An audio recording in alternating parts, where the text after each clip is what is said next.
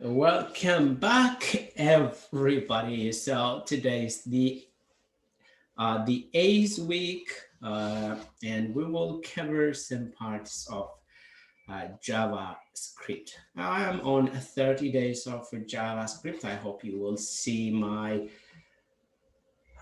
screen and things we didn't cover. Writing clean code, even it is, I wrote something about how to write a clean code, and I strongly recommend you to come here and check how does that look like. It's a very little information. I have to really add extra more information to make it more usable. As you can see, I have mentioned Airbnb style, Google style. When it comes to JavaScript, Airbnb style is more preferable than Google anyway. But I think I recommend you to come. But so far, actually, we follow a very good standard of writing codes. Yeah, so today we will see sets and regular expression and fetch. So I think I have to go to Visual Studio Code and let's organize ourselves there. Yes, this is the CSS lesson I had yesterday. It was not closed, so let's close it. And then we will not be. Yes, and open our, what is that? The file is already, oh, that's too slow.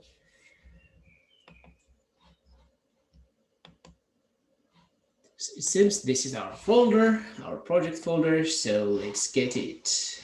Oh yeah, great. And then as usual, let's create a folder week 8. Yeah.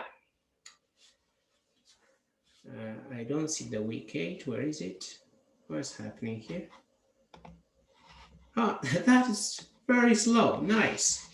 Anyway, finally we had it. Now let's see a note if we, yeah, because we decided to have the lesson today, somehow an abrupt kind of a plan. So let's put what are we going to cover today? Who remind me, I wrote about fetch and I wrote about promises, either to keep our promise or to break it. And then we saw also set and map and Hoisting. hoisting, and that is also let const and var. Also, it would be nice to really put it in this order because var was the original. Yeah, regular expression. A regular expression, that's got a lot of things, so we have to get it faster. And something else, Function declaration. What? Function Yes. declaration versus arrow function. Function declaration, declaration in versus arrow function. Yes.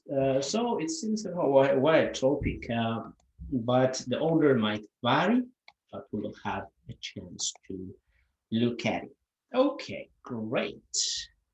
I want to get some of the data we had from this. If you remember, guys, we do this. If you remember, this the country, world country data, and let's run and see what we had actually. Oh yeah, this is what we had. And if you write, for instance, Finland, as you can see, we have one output. And this output is so strange, so it's better if we add some information there when we have, right? Yeah, like what is this word? No one knows. Maybe if we look for Swedish, let's search by the language. You remember this, right, already? I hope everybody remembers. Yeah, of course, we have new guys. So you can also keep on this. I think this is already a very good application. And even you can do it or change it to a different. It has population, it has landmass. The landmass means the area, the square meter of a certain country, the width of a width or the area, actually the area of a certain country. The most populous nation, you can use, you can add visualization using JavaScript. Or yeah, okay, great. But since I'm not happy with that, is this the, yeah, I want to add some information with the value we get when we search. That's a random decision, but this one, Swedish. What is this? 3, yeah? So we have to give it some informative, you know. I think it's coming from, let's see what we have here first. This is result. I think we see it from the result. So I have to go to the result, text content, and countries. Also here, typo. But where did we put result? I have to look for, yep, here, the filtered, yep. Now, guys, I think you are very familiar with the search. I mean, what's the result based on the search term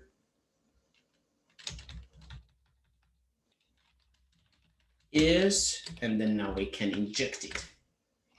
Yeah, it was just minor thing. Now we can have you seen? Now, if I ask you, for instance, to change it to a singular and plural, the result based on the search term is 1. The result based on the search term are something like, you can even change this is, and it's even so easy to do that, by the way, but I will leave that for you. Okay, thanks. Then now today what we are going to do actually, we do this using fetch, yeah? So what do I need? Okay, I need this code. I take it, so copy. I think if I copy, the new guys would not have a chance to learn, so we have to rewrite this code all over again. Yeah, shall we do that? Yes, we can write it. So if we are fetching, so we have to have API. Do you remember the country's API? Yeah, this one. So let's go to somewhere here. All this one gives us all the countries. If I open it, yeah, this is all the data you see there. Yes. So let's, if you close, as you can see, someone asked the good data structure. As you can see, it is a list of objects.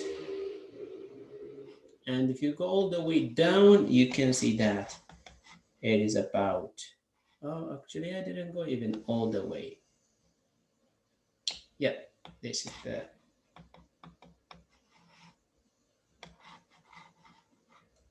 yes, it's a bit too much data. Okay, then we copy here.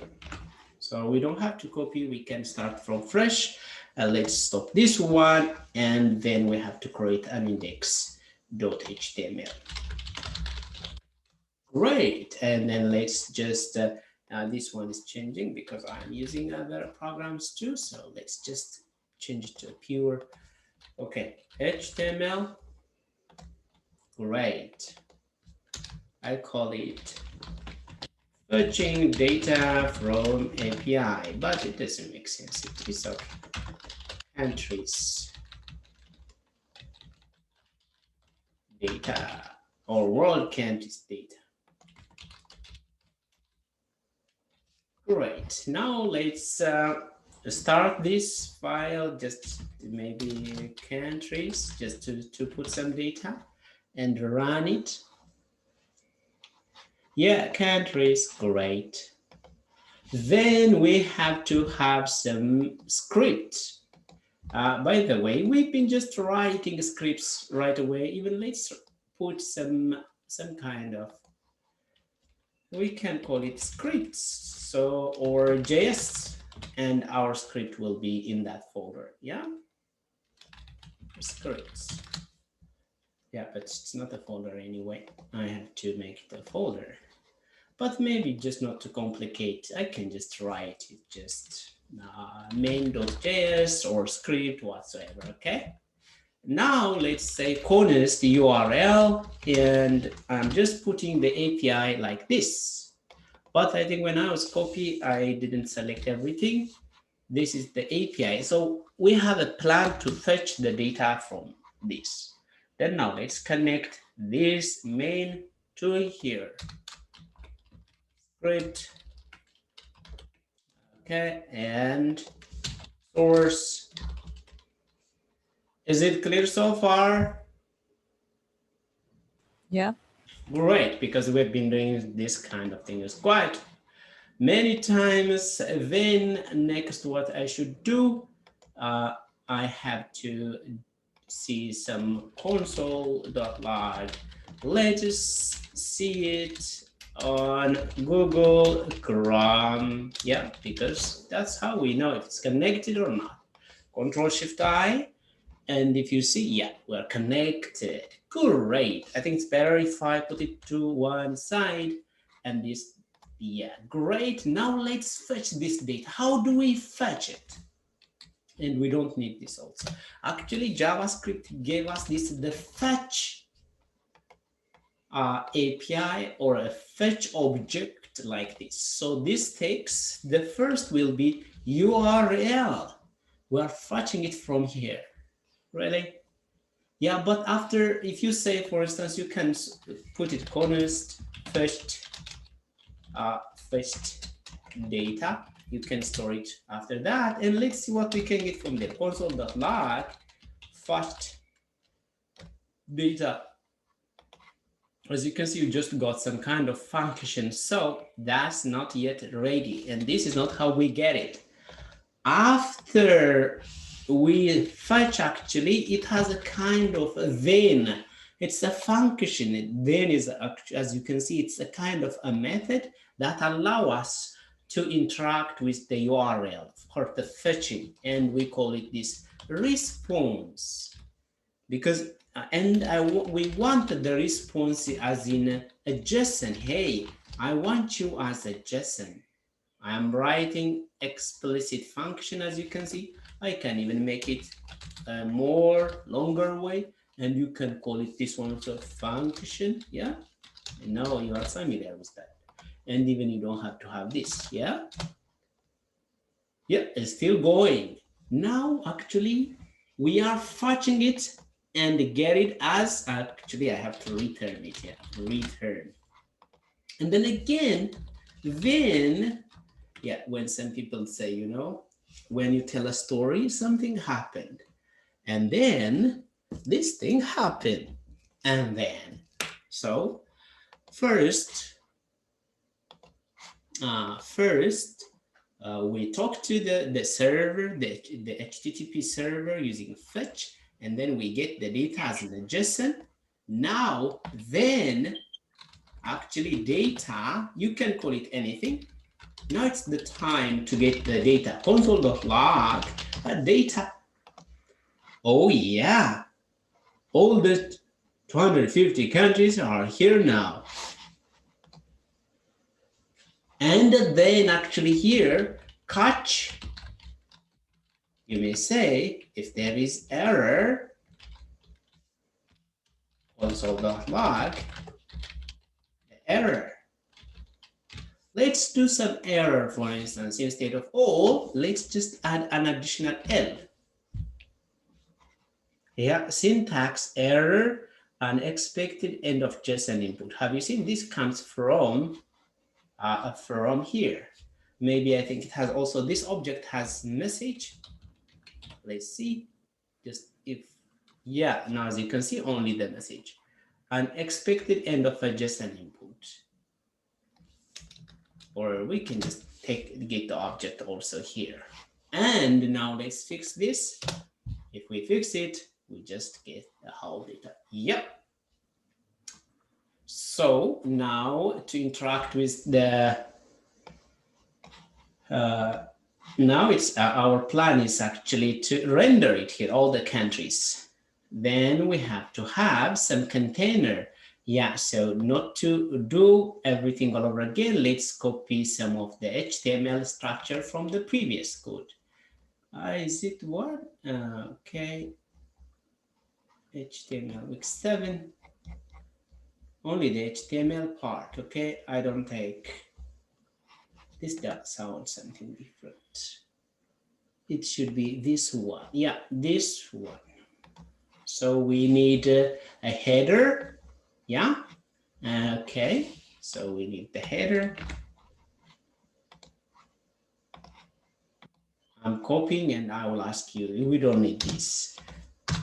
Okay, is it okay now? Is it okay? Do you understand this? You have a header, and inside the header you have a title, and this title doesn't have any value because we didn't get data yet. And it has also some result. So you understand this part, I hope. Okay, I have to explain at each stage. And then what else do we want? Yeah, we need also this. I will explain to you what it means.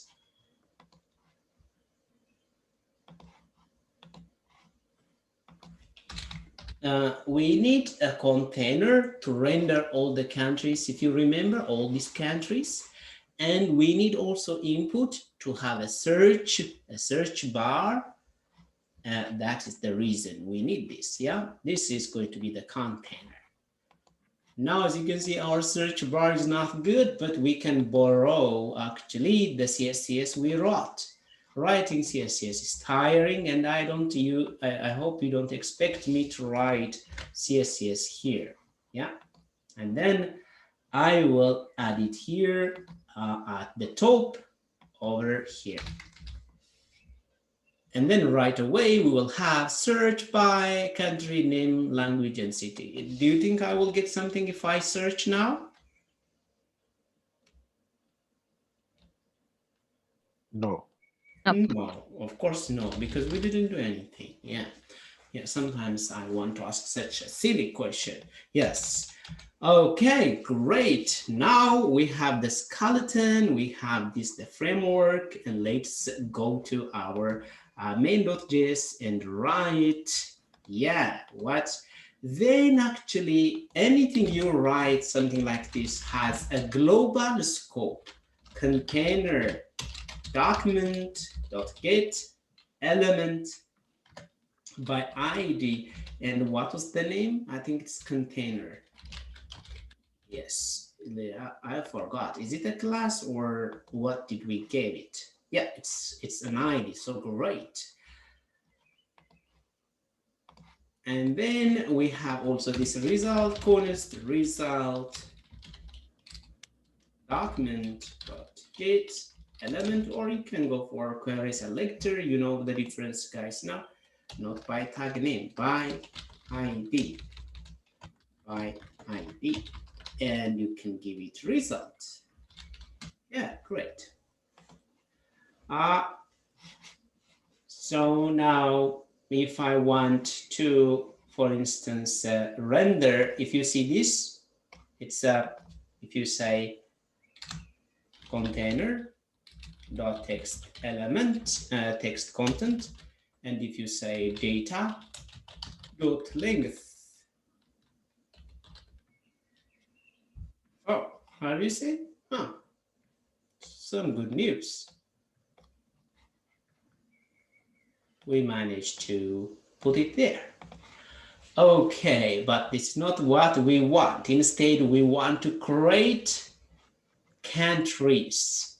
Last time, if you remember, to create a countries, we used such kind of a very well structured schema. Why it's not? But which one was it? Yeah, it's just so small that it was okay. Yeah, this one I was looking for this one. So I want to take this and then I will explain to you there. Rewriting will be very tiring, so I chose to be a copycat today. Okay, do you see this? It's a div. Inside the div, we have two divs. And I want to ask you now again another silly question. How many children does this div have? 2. Yes, this one and this one. Great. You managed to really notice it. So as you can see here, we are creating a kind of a skeleton. We have one div external inside. We have for name, for capital, for population, and at the bottom we have the flag. Instead of doing this, actually we can do it here. So I can loop through this, but I think I can just comment this out here for the time being our code, and let's do some kind of loop here inside, because you got the data here. So we can go for, I am in favor of this, what is this, for of, yeah, country of data. We can then print console.log and the country. And then I will show you on the, if you see now, you will see all the countries object from Afghanistan to Zimbabwe. Yeah, I will check you from Afghanistan to Zimbabwe with no ticket. Yeah, have you seen them? All of them? Yeah. Last time, Julie asked me that what's the best data structure? Actually, arrays. And inside arrays, you put objects and you can iterate it, you can structure it whatsoever. Now, we are in a good shape to render this data to the browser. Okay, and what she said, actually, I'm also in love with destructuring data, as she said. Now, we don't have to, we can destructure it right away. Okay, maybe I can show you here, destructuring. Honest. And then what are we interested in? The name of the country, the capital. Capital. And the population. From where? From each country. And then console.log, a name, capital, and then population. Such a long word, not really. But now I'm not interested in this one. Let's, have you seen now? We managed to print all of the countries. Some of the countries are really hard for me to pronounce them. Afghanistan, Kabul, and they have this amount of people. Yeah, this is a long way of destructuring. Actually, you can take this and then you don't have to write it here. We can put it here and you are actually destructuring it while you are looping at, yep. This is what Julian was talking about, Julia. And then now actually we can also do this. Now as you can, we are doing console.log and everything is on the console, but we need it to be here. Okay, we can take this, where? Here. So every time what we should do, we inject this data. And do what? Because we have this container. But I think that's not even a very good idea, because first we have to just append them, so we can have this kind of let content, and we can just make it empty, and then let's append that content and equal to like a short way of appending. And now actually name goes to here, capital goes to here, population goes to here. After we did all the append, we can do outside the loop. Where is the loop? The loop, we don't need this line. The loop ends here. When the loop ends there, container dot inner HTML, we give it the content. And by now, at least I was expecting something here, because I forgot to destructure flag. And because of that, it failed. I think this seems somehow familiar to you. Yep. What do you think, guys? Yes. Yeah. Then I think even now, instead of writing this skeleton, let's write this outside as in a function. I call it some kind of cornerstone. Create a country UI. Just a fancy name. It looks like just a built-in something, and return this UI. And then this should take it destructured the destructured data. So I may just put this value where? Here, as in destructured. And then I can call actually the country, create country UI. Create country UI, and then I can just pass the country. Now instead of destructuring, I can just const country, because the destructuring is happening here. Yeah, here.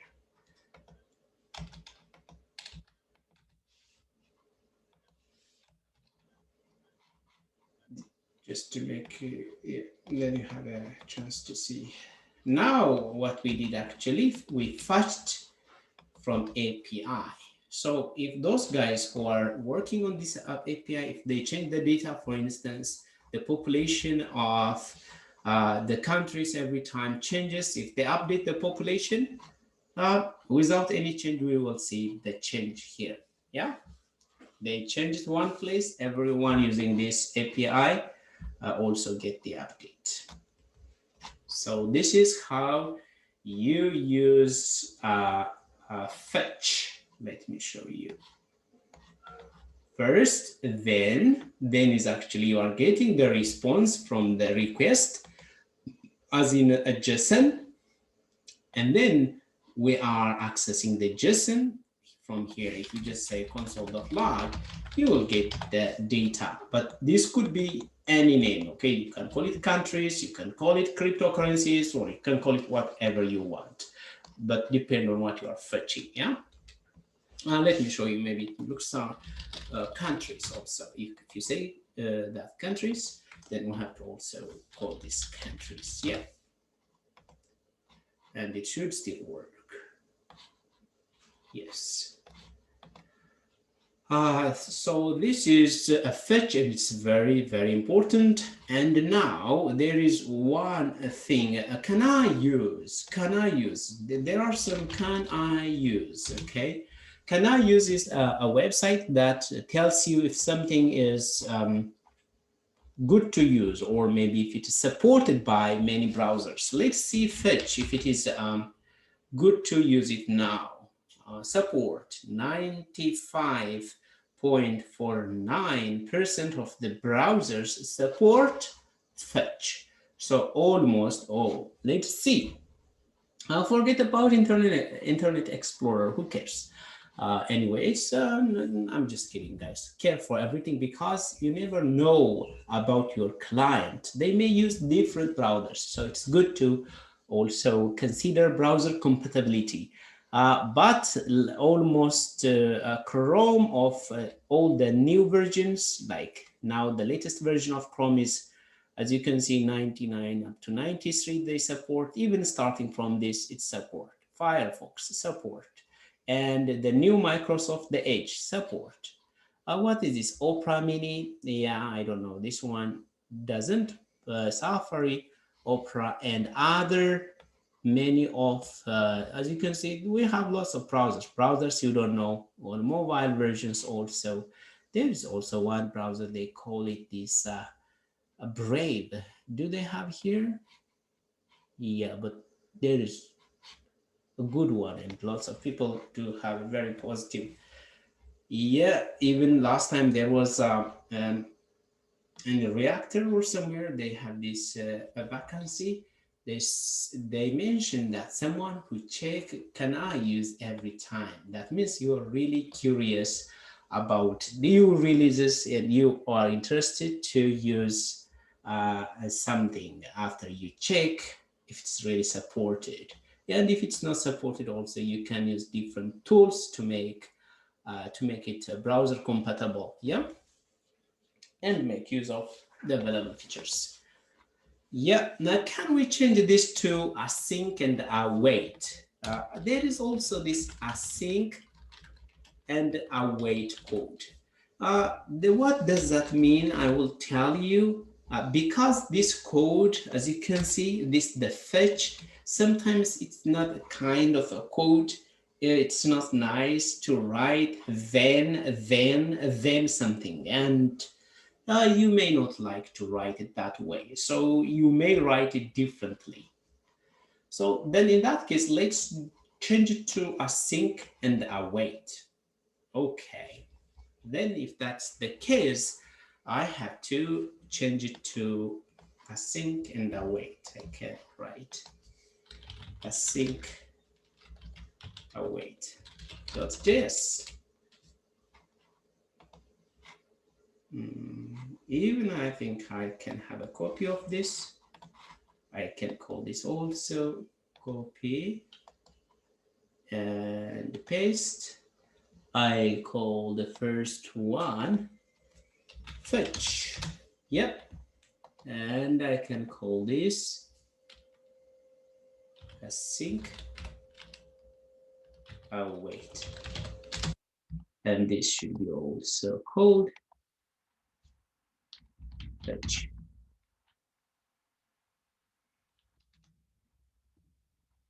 And we have to change the name here too. Did you understand? Because this will help you to reuse it again, yeah? Now let's work on the new file here. Maybe I have to stop once and start running this specifically.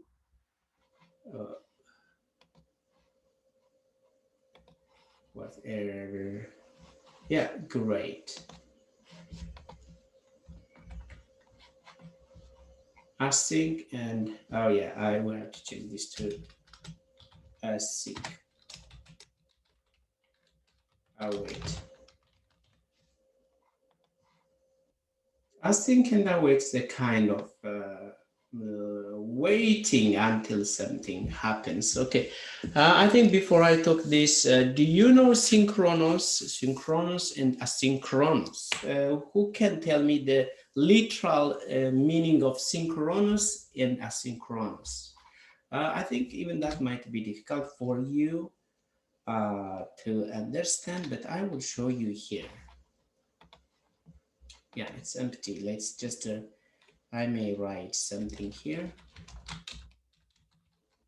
JavaScript code usually goes like this, from top to bottom. First, it runs this, and then the second one.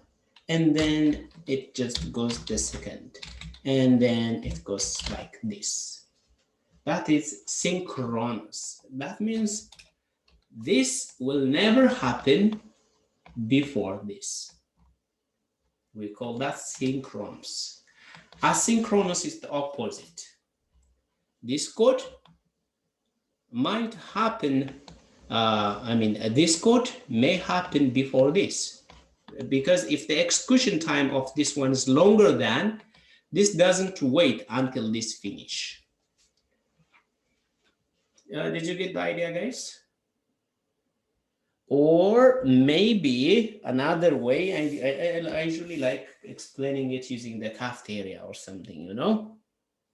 You went to a cafeteria and you order something to eat, but the cooking might take a bit longer than until your order ready. You may eat some snack or something to drink. That we call that async. So you are not idle. You are doing something until something gets ready. How about this?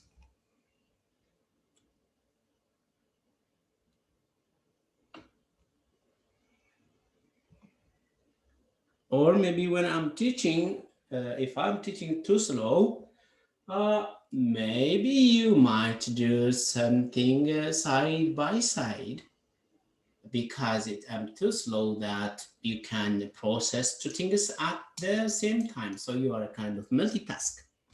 How about that? Okay. Who get this async idea?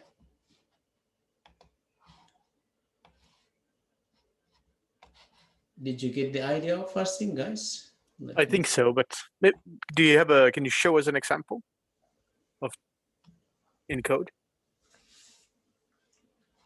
Yes, I'm coming to the examples. Okay. If you have the idea like that, it's an example. Okay, let's do something. Console.log. Oh, please stop.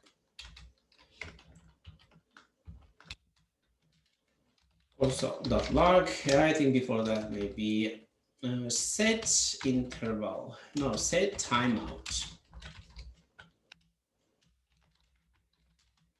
Yeah. I may say console.log. I will come after 3 seconds. Console.log. I will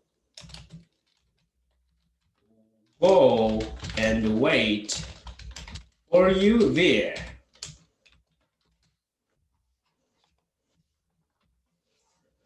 Now let me show you this code. Yep. Have you seen the order of execution, guys?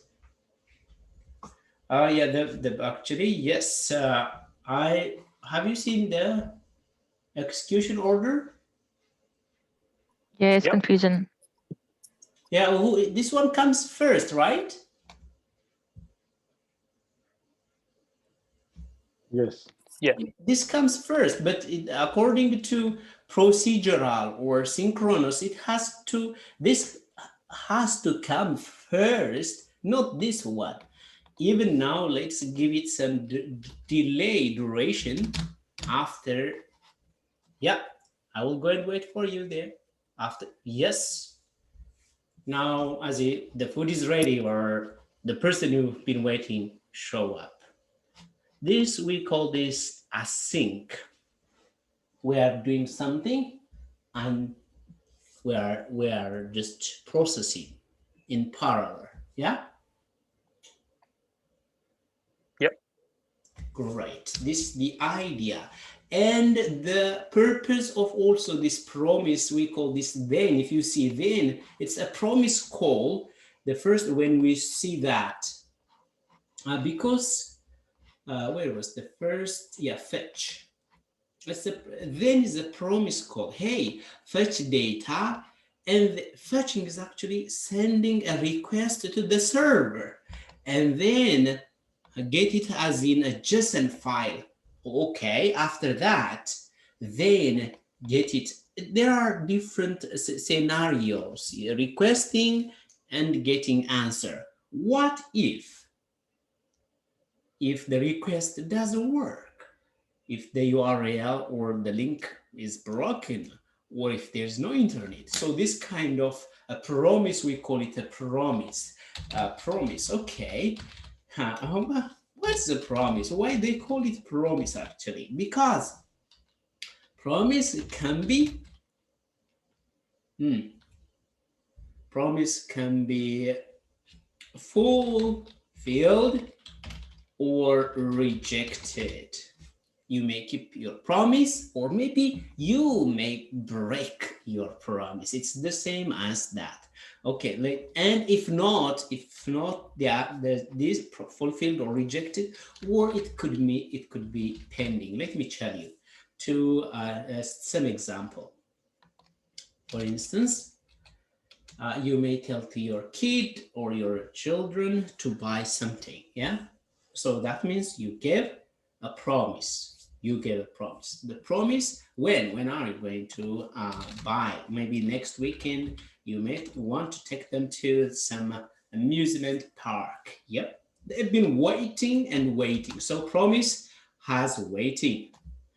Then it's not fulfilled, it's not rejected, but it's pending because the time is not yet there, and the kids are also waiting that day eagerly. So we call it pending. But at the weekend, if you take them to the amusement or the recreational center, that means you fulfilled your promise, and they will be so happy. Yeah. If you just do something else instead of keeping your promise, and then it's a kind of rejected, and there will be kind of resentment between the kids and you. Yeah, did you get the analogy somehow? So what does that really mean when it comes to coding? I will show you that. This is how it works. Let promise, and then we can say new promise. Promise, this with a capital letter. We have it as in, and then you can write resolve and reject. These are by themselves an object. And the function I'm writing here is actually, okay, let me show you. I have to keep this like this. Yep. So I have to maybe destroy this. This is the promise constructor. The promise constructor take a callback. Do you remember a callback, guys?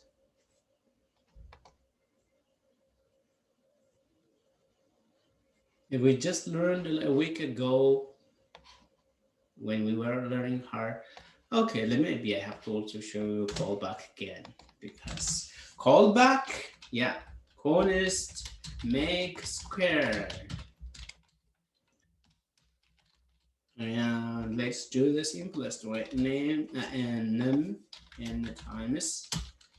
Is it easy to? Yeah, you are okay with this line, right? A one-liner function. Yeah. Of course, you should be, guys. And now let's make a cube. To make a cube, for instance, to make a cube, console.log, make square. What's the square of 2? 4. Yeah, but which file am I working on? Yeah, I think I should be in the other file because we don't need this.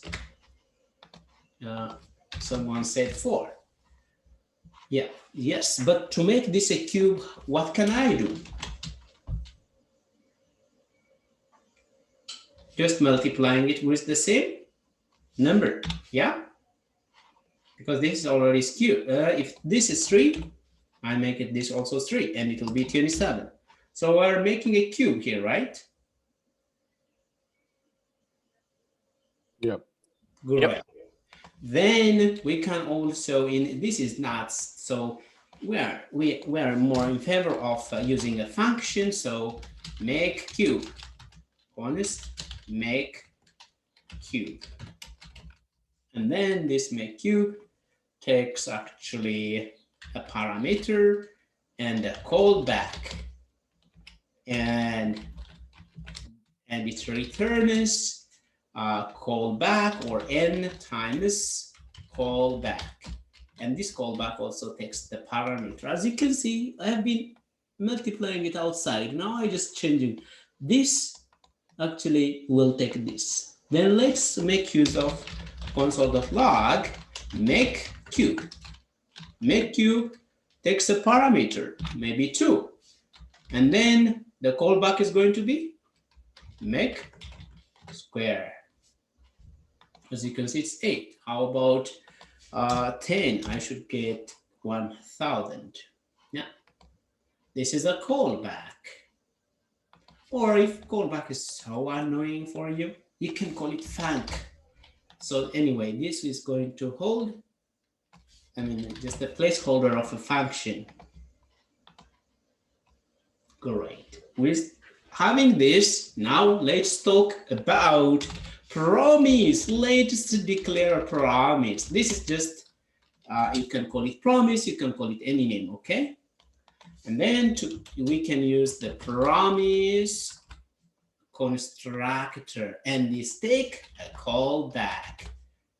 But since I'm not going to use this callback, I just write it inside here, function. And this callback actually has also 2 objects, resolve and reject. Yeah. Then let's say console.log resolve, and then I think it takes a parameter, promise fulfilled. Or even let's just do also console.log reject a promise.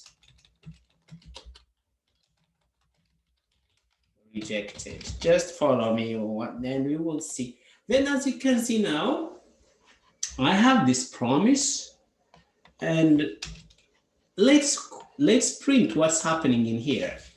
Console.log promise. Oh yeah, as you can see, the promise is actually, it has a kind of object. Yeah, it is a kind of object.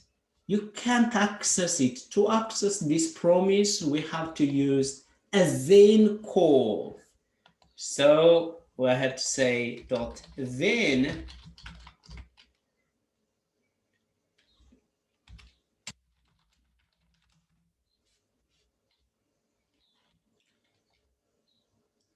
now. Have you seen some pending? Yeah, I will show you. Before it was a kind of, let me show you. Now we saw the object. This object has fulfilled. The reason why fulfilled, because it has already, if it's like a promise doesn't return 2 things, it returns 1, either a pending or a fulfilled or satisfied or rejected. So if I change the order, actually it will be rejected. Having a promise rejected, yeah. So it's a kind of, but what is this? A30 promise rejected, yeah. Okay, I think we don't see that. Yeah. We need to switch the parameter position too at the same time? No, you don't. That remain the same. So this is just because once if it executes something, the promise knows that no need to do anything else, because the resolve is a function. When you are doing anything using the resolve or the reject, it's a return function by itself. It returns something. If something returned from a function, it's a kind of a break. It doesn't go to the next. Yeah, did you remember, guys? I have a function, yeah? You are forgetting, guys. Function, name, I have whatever. return something. If I write anything after here, it doesn't like return this. So this resolve takes as a parameter, as you can see, and then if we return something from here, so this promise is over. And if we're returning from this, it's just over. But if we are not returning anything, for instance, now it should be actually pending. Let's show you it should be pending. Have you seen the pending? Have you seen the pending? Yeah. Yeah, I told you, like, if you have a kid, that's a very good example to remember this forever. Just give a promise for your kid to take them to a recreational center by the weekend.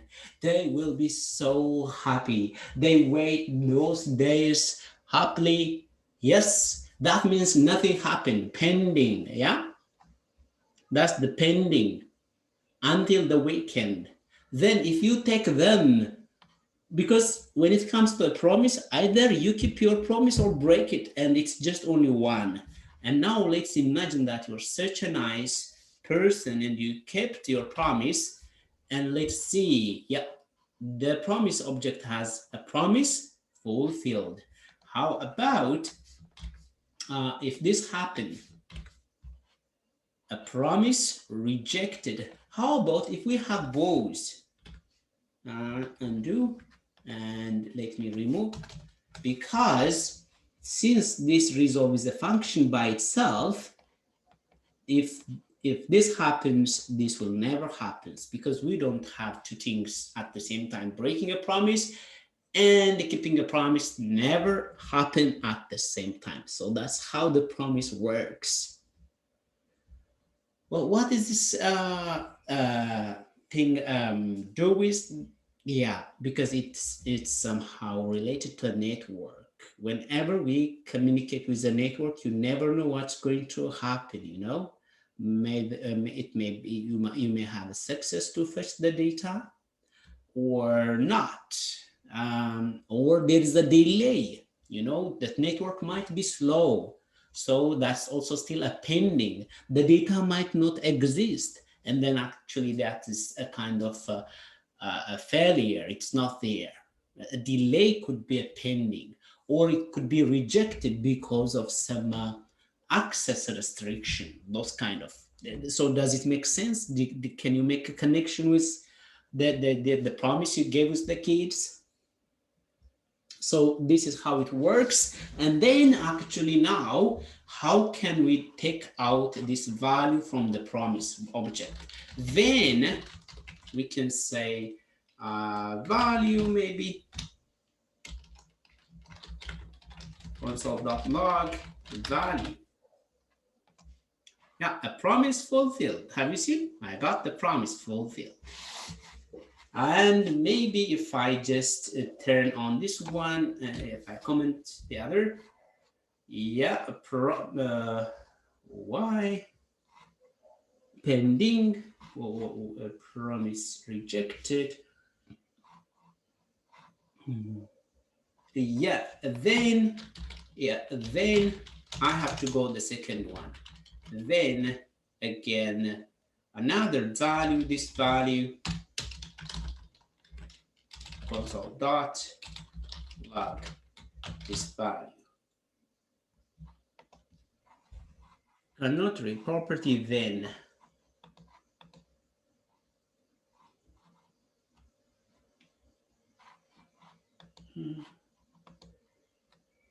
Yes, so because we don't have much code, so it may not go. Can we? When do you need to use those promises? Is it like it's like kind of an if clause, but you can just test like something and do something? For instance, okay, now reject, when you are rejecting, I couldn't manage to, yeah, actually, let's see the catch. E console dot like here. I was expecting.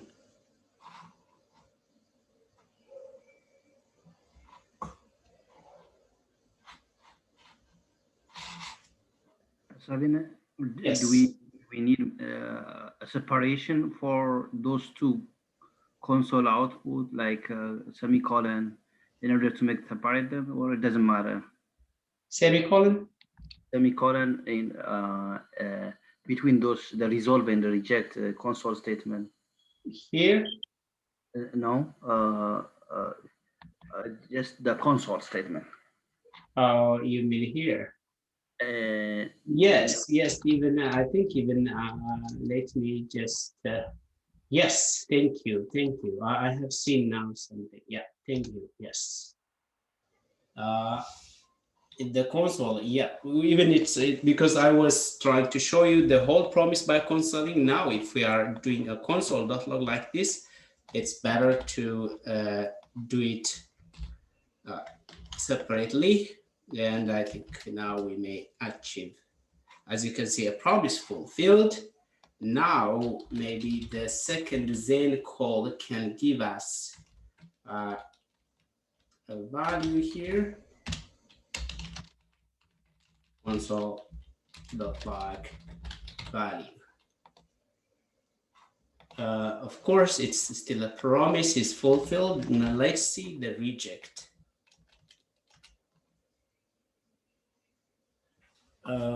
Promise rejected. Yeah, it's printed out actually here. Even is it coming out from?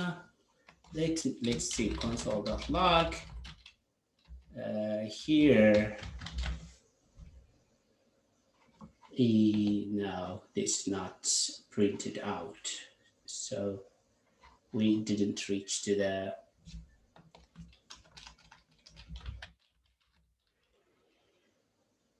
Yes, we catch it with a catch, not a promise rejected, because it has just one step.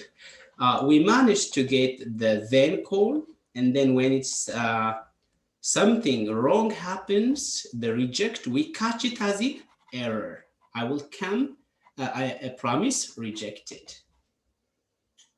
So this is how we manage to fetch the data. If you have seen, fetch, then one, and then the country. So if you have many promises, one after another, you may have lots of then. But in this case, now we have just only one promise, then, and we can catch the error. For instance, how do you use this? Let's see skills, corner skills. HTML, CSS,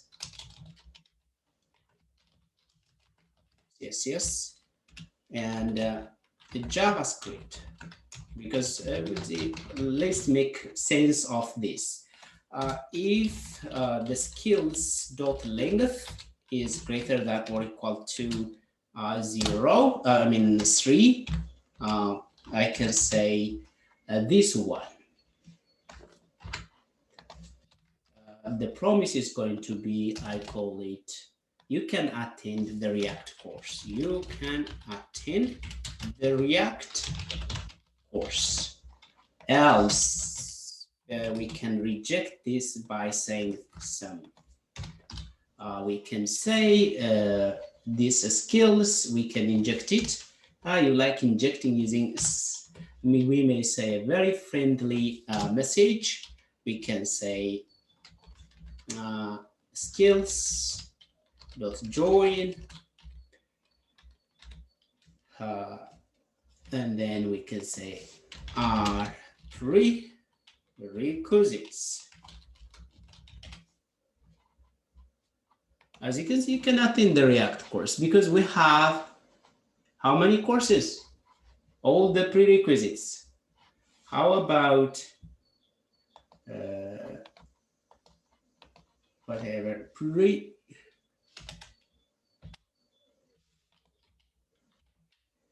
prerequisites?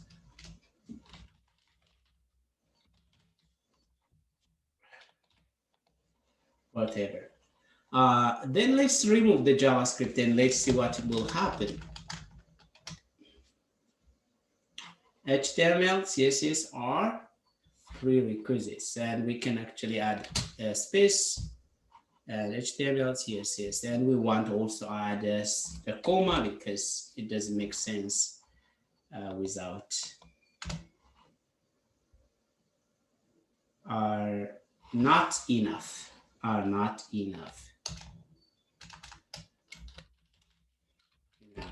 or attending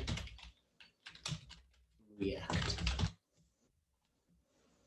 Yeah, have you seen now? Because based on the condition, this is also how it interacts with the server. When there's the data, it fetches the data, but if something happens, it tells you that. So there's a wait.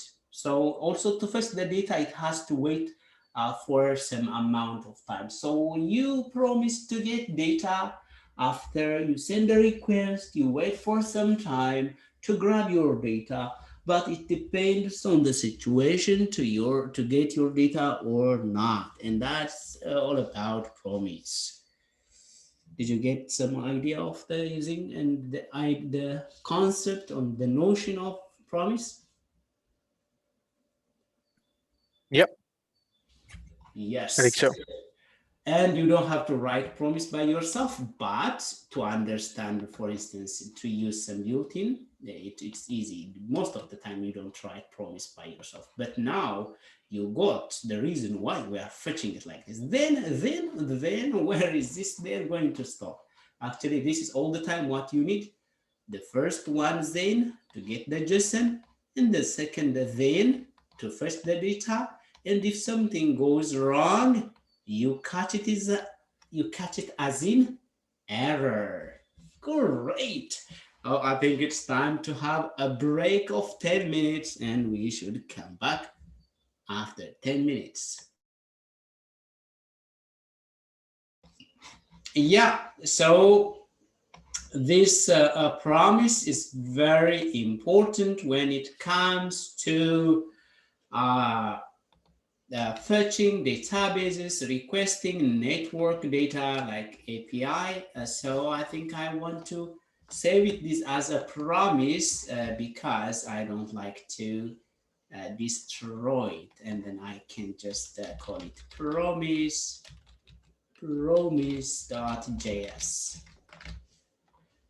Yep, then we can keep working on the async and await.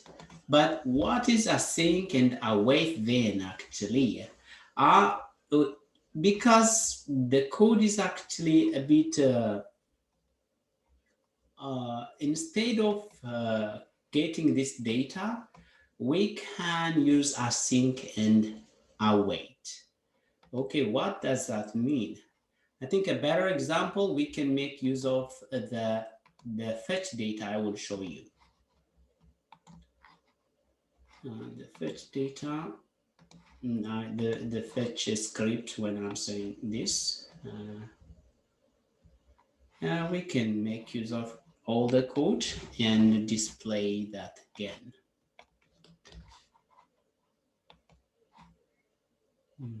Yes. Yep.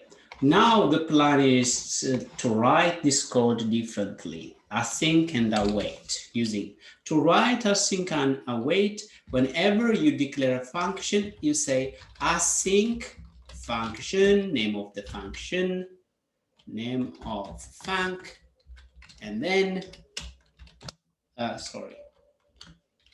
and then you can use the await inside await something. That means actually usually the network, instead of then something, you say, hey, do something, wait and do, actually wait and do, and it doesn't break right away. So remember, to use await, you have to have async outside. If async is not there, await will not be there. And one does not exist without the other, they call it. So they go together all the time. So it's a very simple rule. Okay, then we should have a function called fetch data. Fetch, I can write const, or maybe I can show you like function fetch. It's a custom function, I call it fetch data. And I have to have here async. Then instead of writing this, I can say just this part, copy. Then I can say const response. Yeah, because it was giving me response.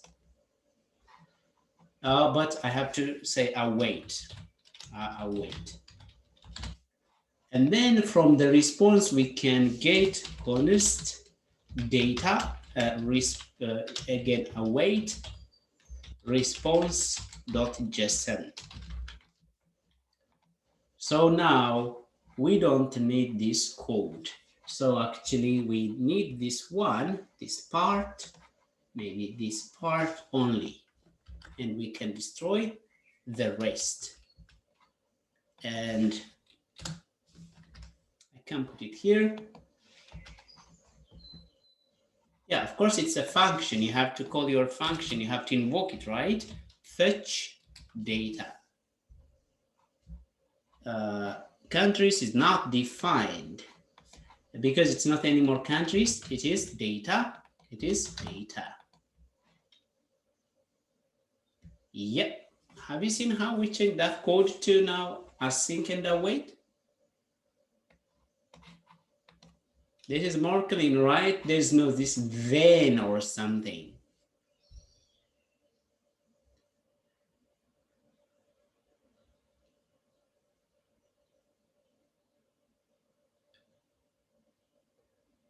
Yeah, but maybe I think it would be nice for you to compare it in one page. So let me just get back at what we had the previous code. Yeah. Okay. The recent is this,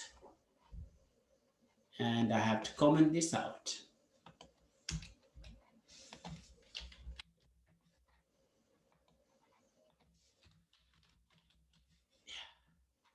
This is a bit messy, but this is clean code. Can we even clean it more? Not really. It's already clean.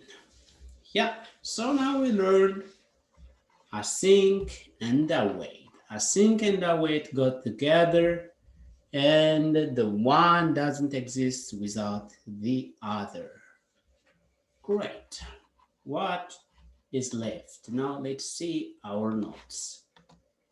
Fetch done, promise done, hoisting we didn't see, and I think before that, let's see the difference between function declaration versus, yeah, even I think it's better if we see also hoisting. Hoisting is actually, let's do hoisting.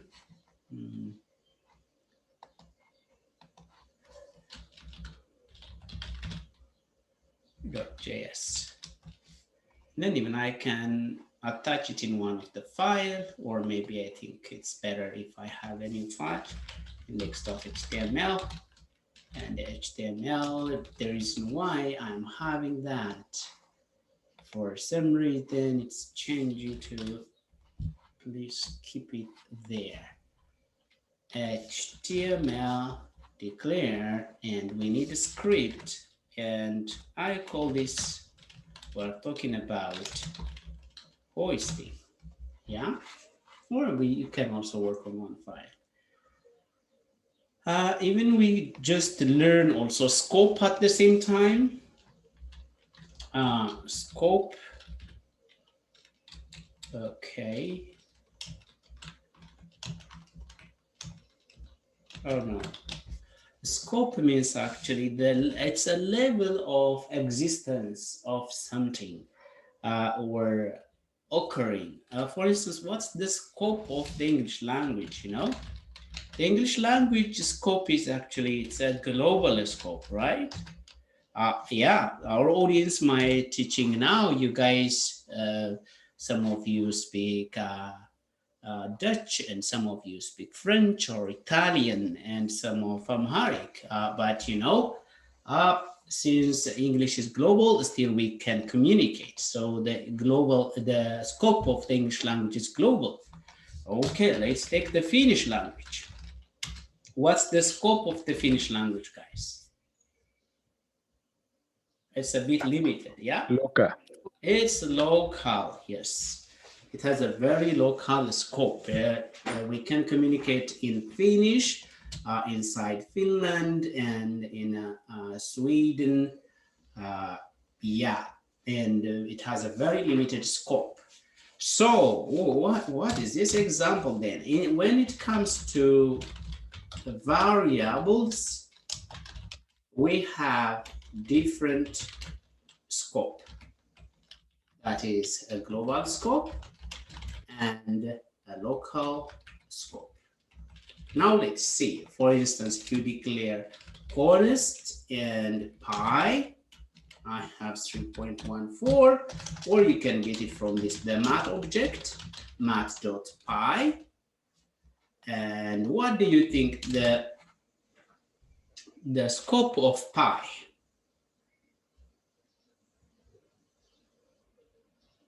It is global. Anything you declare outside without any curly bracket, it is a global.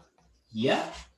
So for instance, when we were talking about this, actually I have to go with this file, this global, this is also declared global, so it can be accessed anywhere. But this also function, this function has a block. This, we call it, the block means this defense or the compound using the curly bracket. This is a block scope, yeah?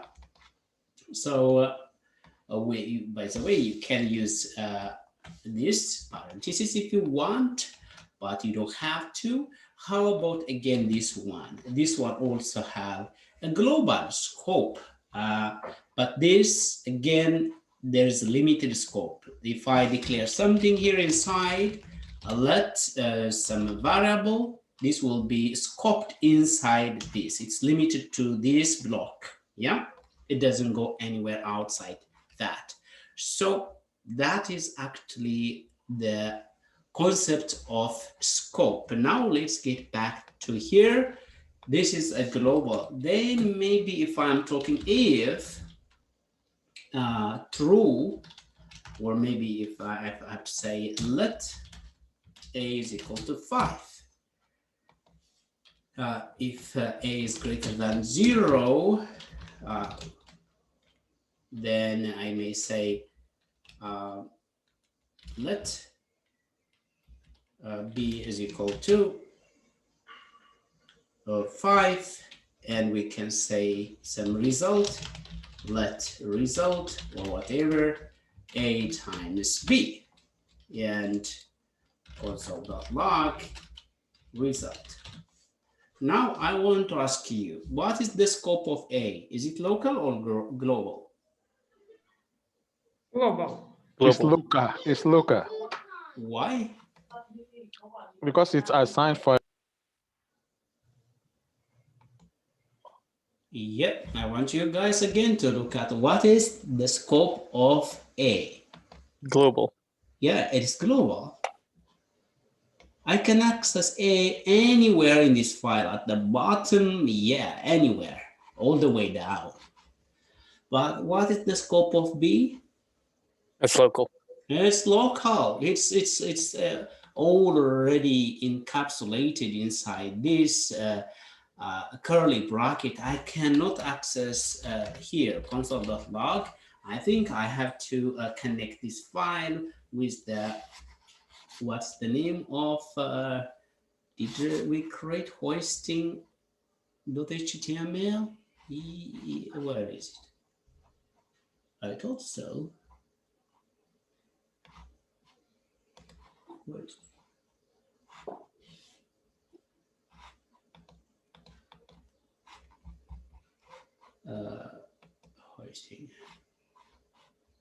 Yeah, we can create one. No, hoisting. I thought I did. HTML, why is this happening to me? HTML, and I can change that to HTML, and let's do this. And I think we had one. I forgot it. Where did we create that? Okay, anyway, it doesn't matter. Script, source, and hoisting. Yes.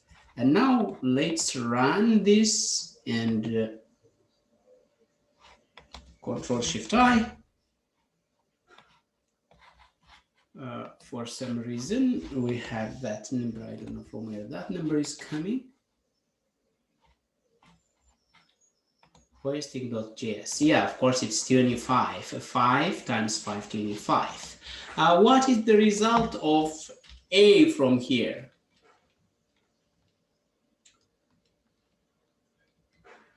What's the result of A from here? Yeah, I have here, here. It doesn't matter. But how about if I declare let A is equal to 1?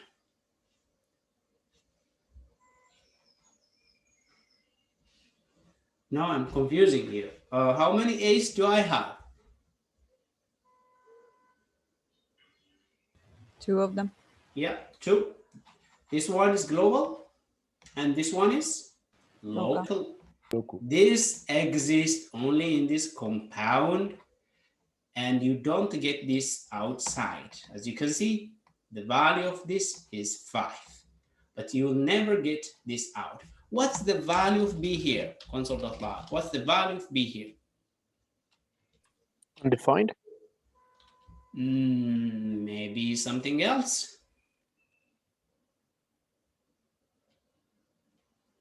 Yeah, it's related to undefined, but it's not undefined. Or null.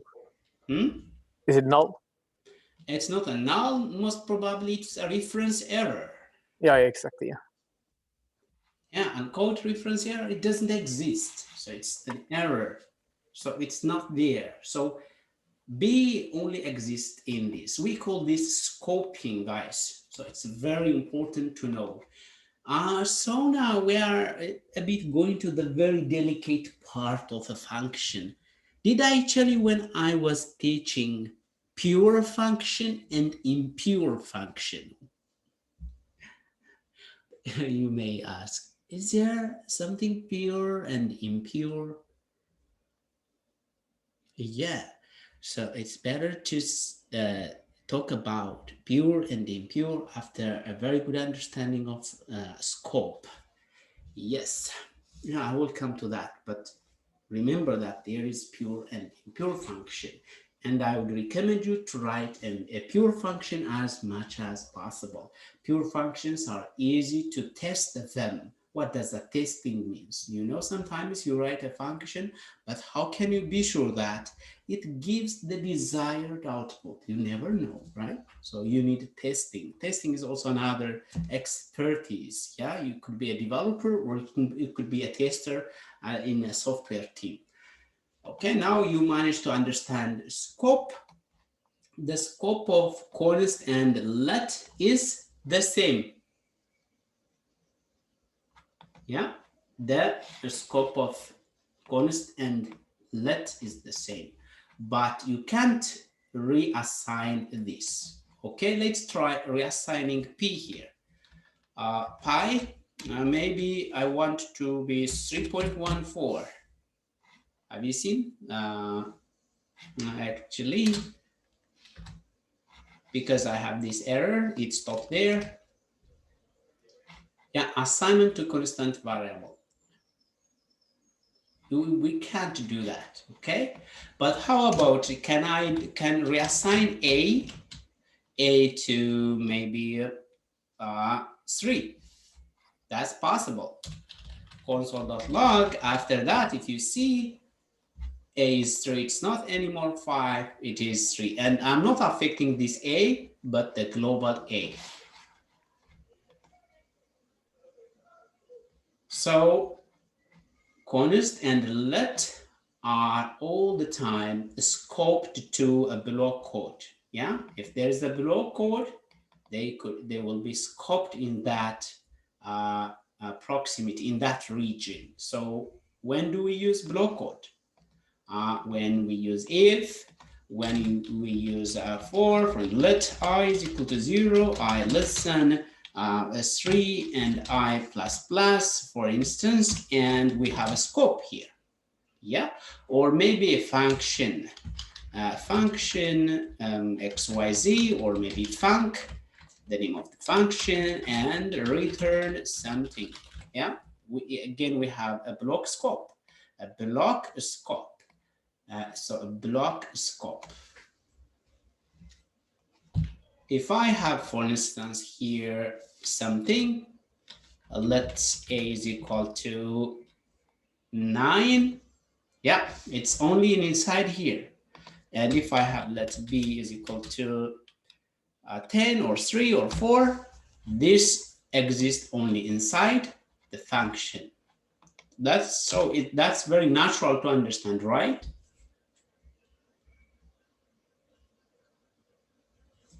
Yep. Okay, great. But what's then var? But why really care about var? Let var is equal to, no. What kind of var?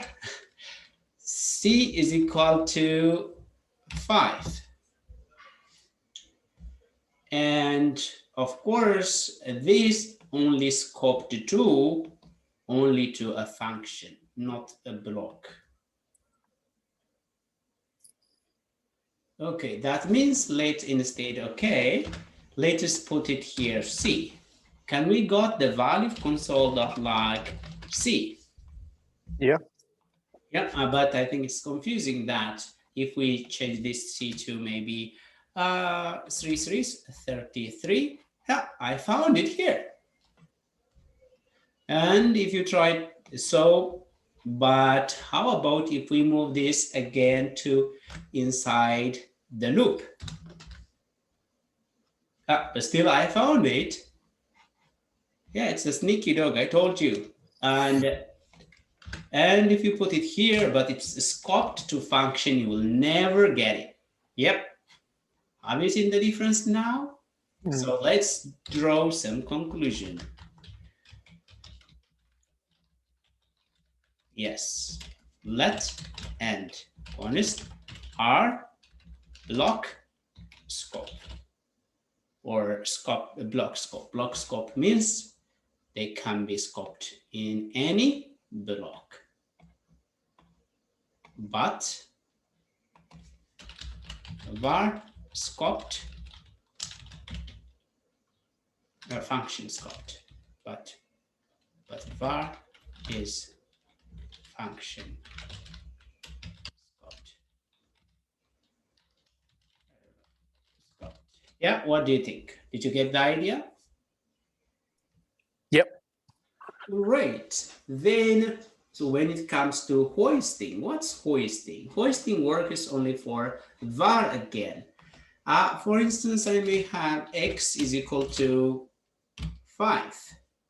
I have used 5 many times, but 4. But actually, you may declare your variable here at the bottom, var x. Yeah, because this is not working, okay, because of that.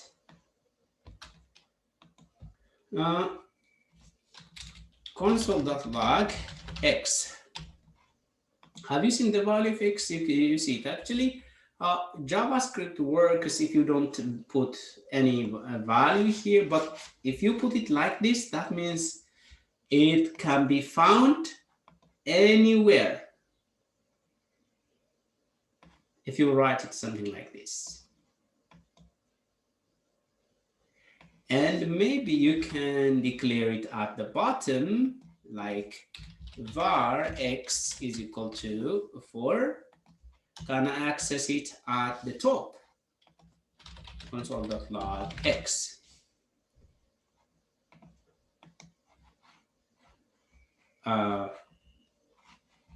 as you can see, it's undefined, but you can use it here actually, like x is equal to, for instance, 3. And now I managed to access the value. Have you seen x? Even though it was there, it's a kind of possible. So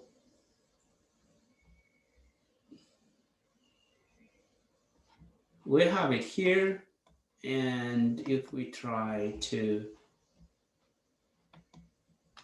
get a value of that, actually it's undefined. Let's also try some example hoisting.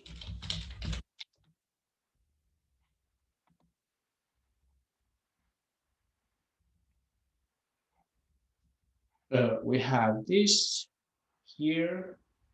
Now this is okay. So you can reassign it. This is weird actually. Have you seen it? First, if you do it the same as what I did, so you can declare it at the bottom and use it at the top. So this is possible with var, but it's impossible with const, and please don't use this kind of writing code. Why you mess with such kind of annoying property of the old hoisting? Yeah, so no importance, not, but it's good to use. Yeah, but if it comes to let, you don't do such kind of a thing, as you can see, reference error. So it goes procedural from top to bottom. So I think it's even in here, they explained that declare your variable at the top. This is a good practice. Yep. Hoisting to many developers an unknown or overlooked behavior of JavaScript. And if a developer doesn't understand hoisting, program may contain big bugs and errors. So what I would recommend you, avoid hoisting as much as possible. No need. And it's ugly. That's what I would say. So that's hoisting, and most of the time it's related with the var, and no need to use var anyway. And if you find an old legacy code, change it to let and const. Great. Now let's move on to function, the different functions. Okay. Functions again, functions.js, and again, I may use also functions.html. Then you will have a chance to check what lots of files are here. So I have to just turn them off.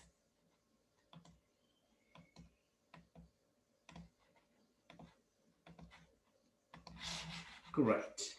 And we have to stop that port. And let's run this port. I think I have to go here and run.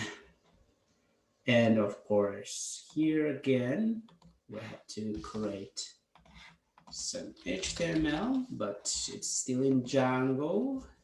HTML, change it there. And now I should get HTML. Generate script and src. What is the name? Actually, functions. Yep. Now everybody knows about. At the meantime, we will revise function. Yeah. How do you write a function? Function, the name, followed by a camel case name, func name. Great. And if a function doesn't return anything, it just return undefined. How do we invoke a function? Console.log func name. For instance, if I want to call you, I call you by name, right? Yeah, so let's see this. So what did we run? I thought I ran what I thought. I was expecting this, but something else is running, to be honest. Yeah, let's do this. Yeah, as you can see, undefined. We saw undefined. Let's, instead of that, let's return true. Yeah. Yes, we did. We returned Boolean. You don't have to like do that. 5 is greater than 4. It's a Boolean also. We are returning true. Maybe we can return like, for instance, maybe feeling happy. I'm returning some object, yeah? Or maybe you can return some array, 1 to 3. And you should know what you return from a function. Yep, I'm returning. So, or maybe just you can return, I am excited. You can return a string. And you can return even a none. So that is, no, I think none is like this. Null, sorry. How do I write null in Lowercase letter. lowercase? Lowercase. Yes, lowercase now. Yes, thank you. Yes, so now this is how, or you can also undefined, but if you just leave also this like this without anything, it's undefined by itself. Great, now you know what to return in a function. Yes, great. Now we can change this function also, function expression, by using like this. Yeah, it's a, and I can call it, this is a function expression. As you can see, yeah, or you can change it to an arrow function, yeah. Yes, the very simplified one. Yeah, it's an arrow function. Even sometimes we may need a function, a self-invoking function actually. How, what? Something like this, and you may call it and return, I just love JavaScript. And actually we should have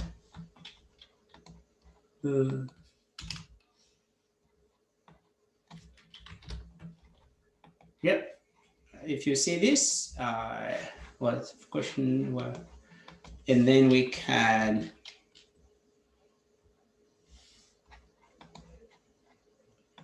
store it, maybe const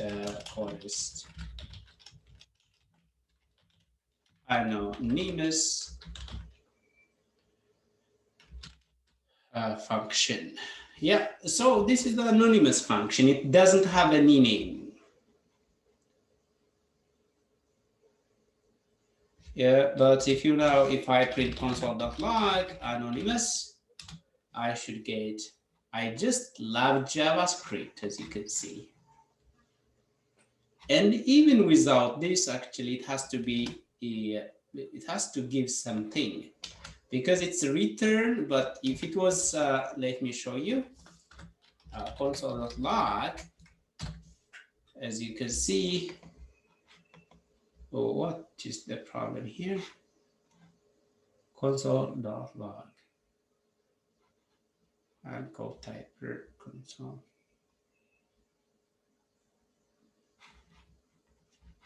Okay, let me see my GitHub.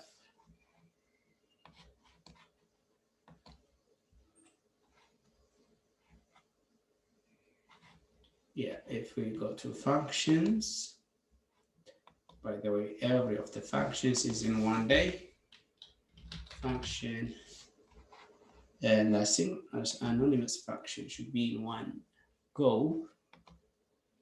I can take this as an example. This is just an explanation. And if we just take this, maybe I can just destroy this. As you can see, we what's wrong here? I don't know where.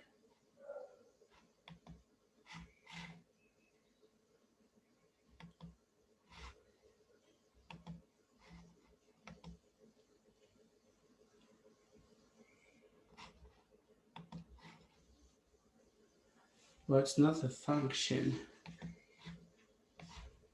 Okay, let's take this out.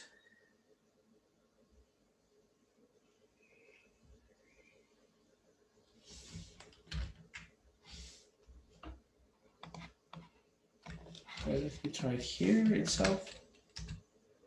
Yeah, it's working, but what's the problem?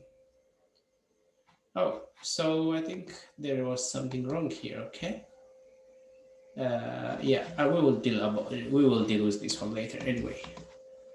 Okay, as you can see here, self-invoking function. You don't have to call it. This function executes itself right away. But of course, if you remove this part, it doesn't execute it by itself, but you can and then you pass, this value will go here and you get 4. If you change it to 10, it should be 100. Yeah, kind of. There's also self-invoking function, anonymous function, and this kind of, they can be used as a callback also, you know, because this is something, and it's similar to like this. You can write it also as in a row function. Okay, great. Now let's get, what's the problem with this line? Console.log. Yeah, it's okay. What's the problem here? I don't see any problem. Console.log.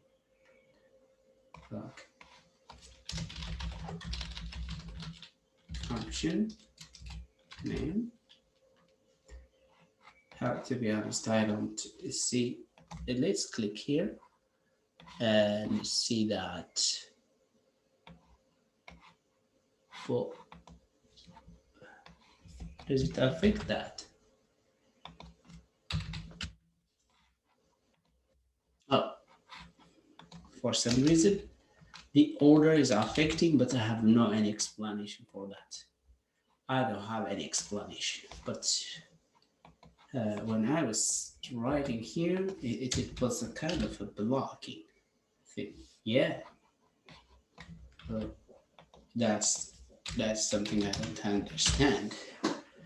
But we don't have to, so you may also see or come across with an anonymous function, and now we have an row function, and we have seen also function declaration. Now I may ask you to write a function that take unlimited number of arguments and return the sum of the arguments. Yeah, that means sum all numbers, and you may have 1, 2, 4, 5, 9, 8, 10, and then this function should add and return the value. Let's do this in 2 ways. Function declaration, sum all nums. Yep. And then just let's see what's happening. Console.log sum all nums, and I invoked it. Undefined, okay. Let me put 1. Undefined, but there is here a global variable, a global object, arguments. We have seen this before also. As you can see, the arguments, the kind of object, whenever you pass some parameters here, you will see it there. Yeah, it's collected here. And you can use for of or regular loop to iterate this. Then let's use for num of, let's see, let or const num of arguments, and let's see if we manage to iterate them. Console.log num. That's a big success. Oh, great. Then we can just sum. Let sum is equal to 0. Usually we start from 0, right? And then I can say, instead of printing them out, sum plus and every num. And then we return the value later, the sum. As you can see, it's 8. So we don't have to have this. Then if you add, for instance, 5, 10, and 25, it sums for you. It gives you the sum, and it no need to print out every stage. Yes. But how about if you use an row function? Okay, let's comment this out, because we are going to use the same function name. I can say const sum all nums, and then this is what I use, right? And then let's follow the same thing. Let's use this, yeah, undefined. But how about if we use this dot arguments, and do console.log here, console.log the args.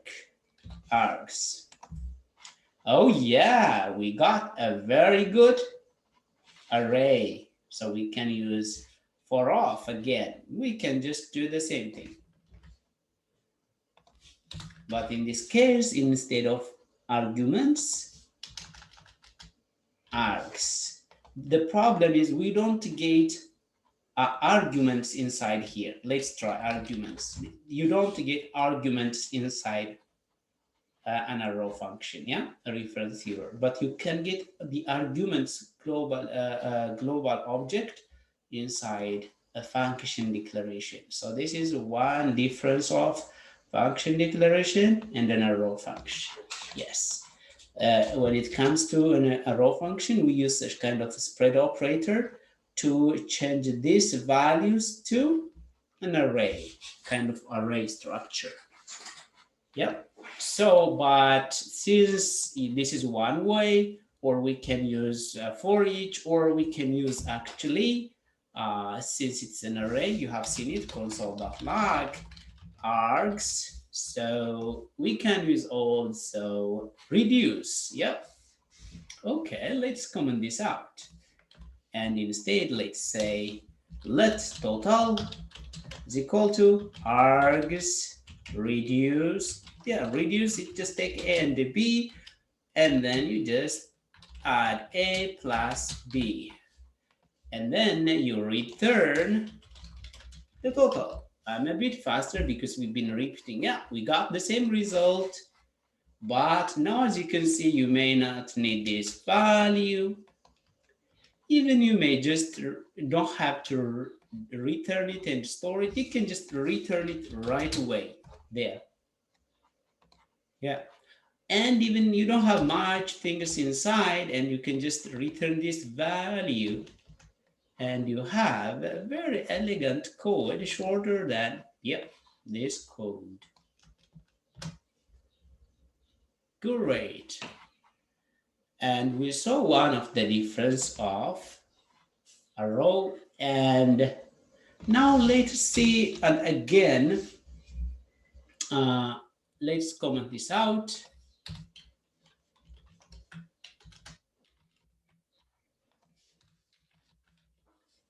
And now let's comment this, and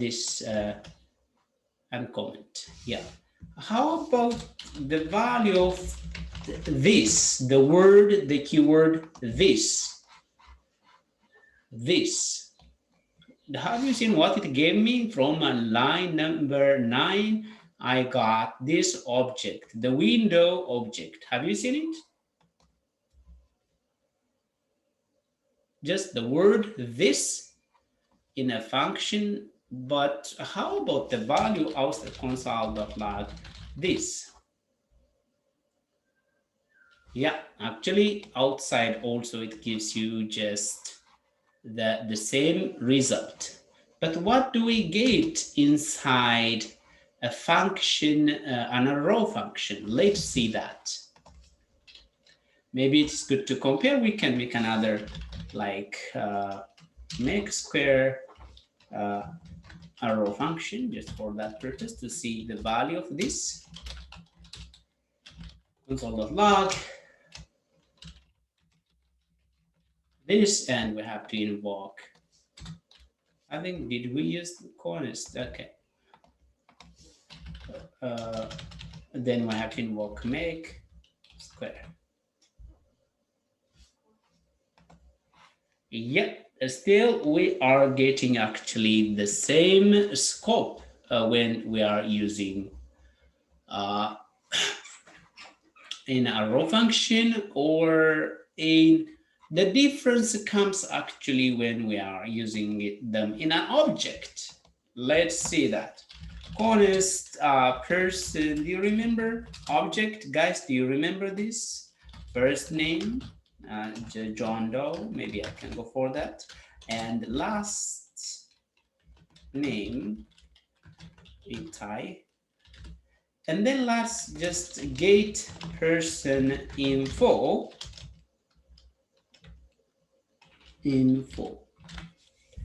Now, if you use a function now, and I can say console.log this. So to get this, I have to check console.log.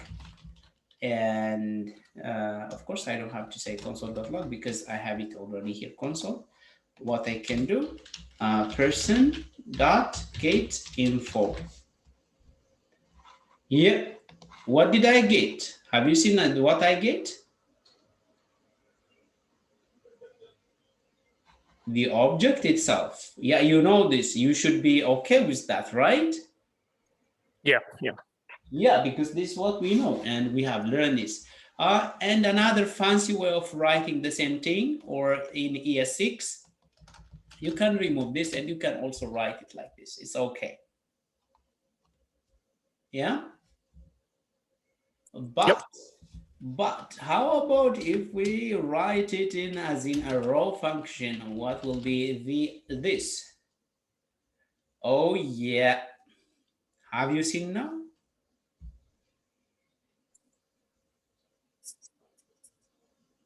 Have you seen now? Now Yep. It's referring to the window object. It's not anymore referring to the object itself. That is one of the difference. So there's the scope difference of the word, the keyword this, and this is very important word. And at the same time, you learn the word this. If you write it this here, it refers to the window object. The window object means all the object we are working on the document. And if you refer here, it gives the same result. But if you write it as in an object method, this actually refers an object, the window, but this one refers to the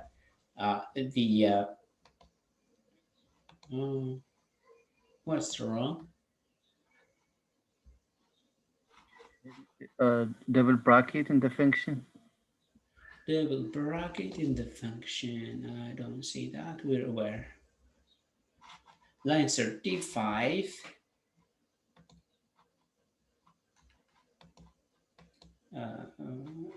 Okay. I don't know. I can just, if something I don't see, what I can see, function.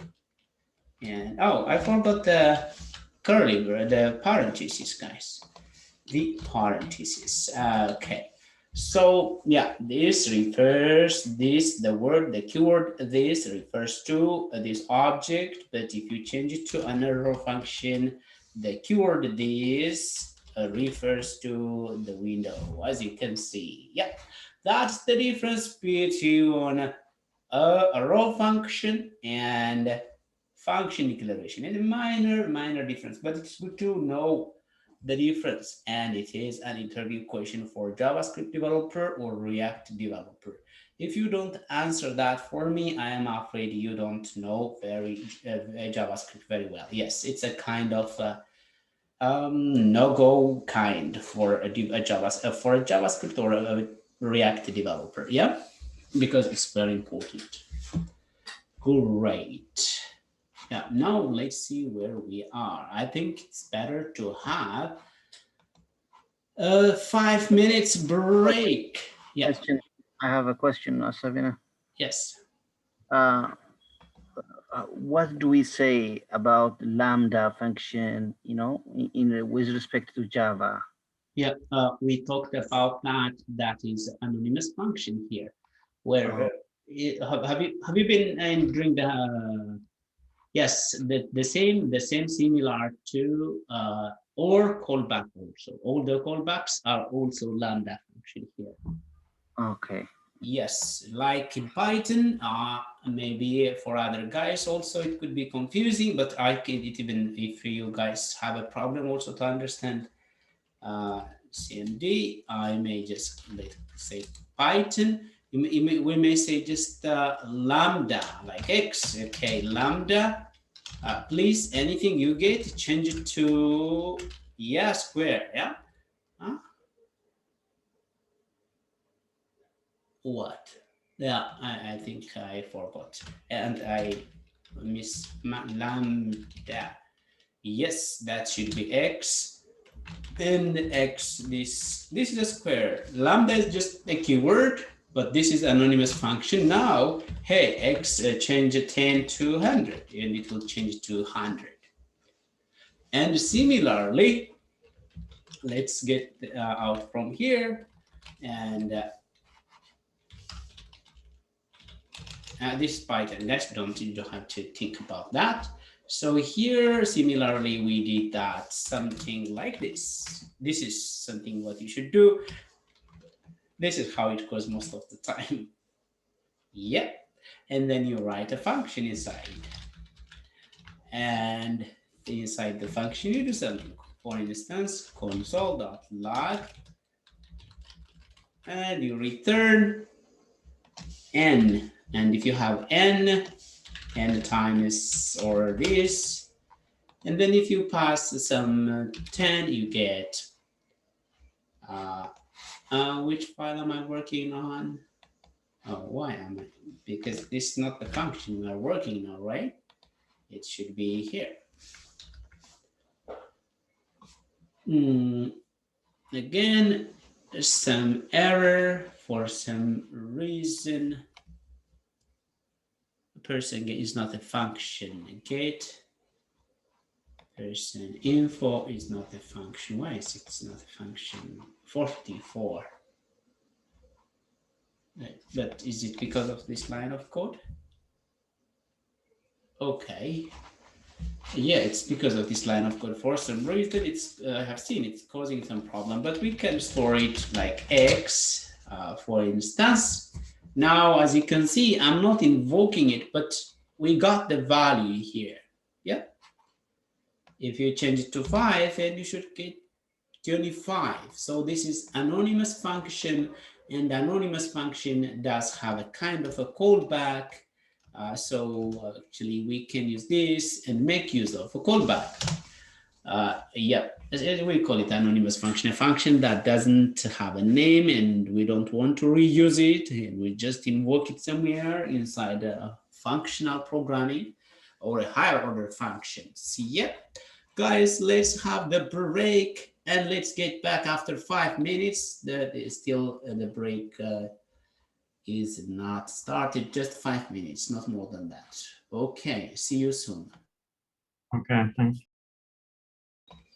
Welcome back after the break session. Now let's move on to regular expression. What's regular expression? Actually, regular expression is a small or a little programming language that you can find almost in every programming language, in Python, in PHP, in JavaScript, and other programming languages. So very powerful, yes. So today we will see how to use, or maybe we may not have time to see how to use, but you will have a very good understanding of this regular expression. So that's the purpose.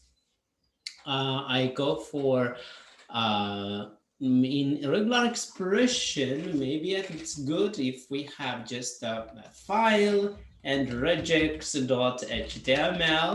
and I will also create regex.js, and let's stop the previous running server and again run a new regex, the regex, and my HTML, please. Please keep it there. So HTML, and we can have the script. And in the script, let's put, what was it? Regex. Great. And now let's run this file again, and we will work on the regex. And it's better to put it the other side, yeah? Now, alert. I love regex. Yeah, we're connected. Most people do not love regex, but anyway, I'm just, okay, good, we're connected. Then let's see what it tells us on the GitHub. How do we, okay, how do you declare a regex pattern? I may show you, maybe I think it's better if I show you in a different way. There's interactive interface for regex. I will show you regex this. Regex, this is how you write.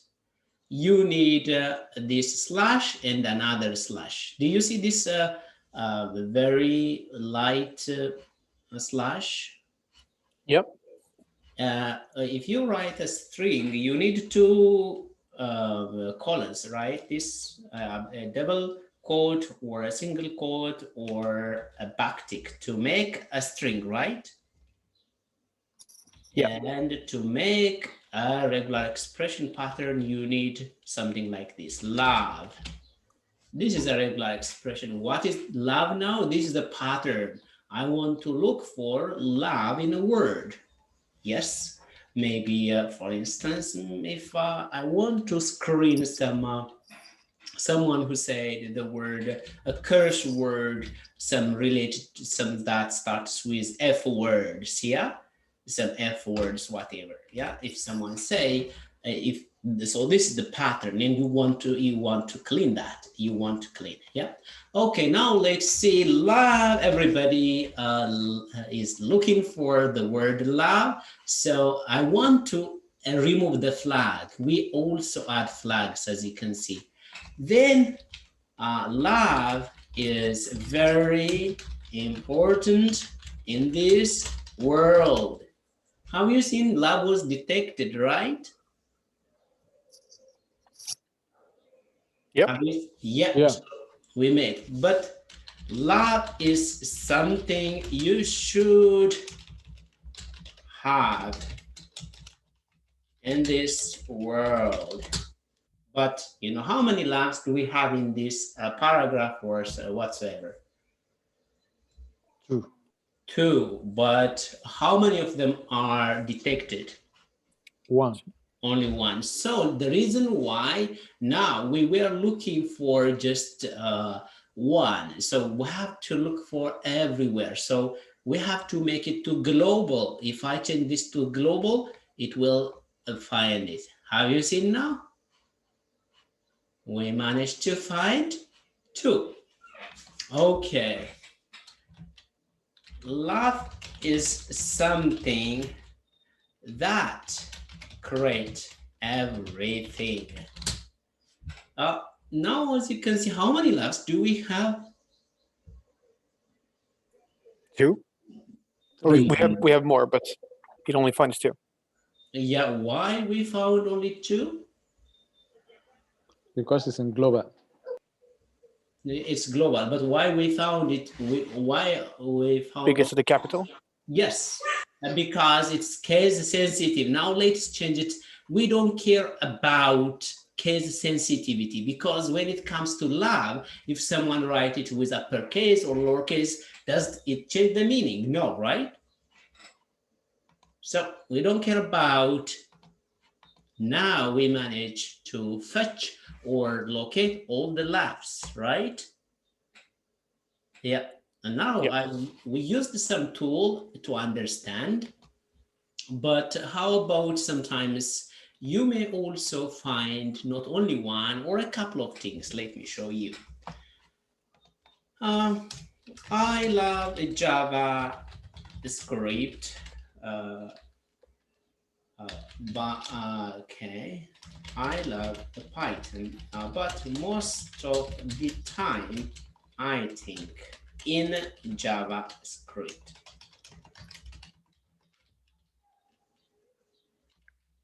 What is the love of JavaScript?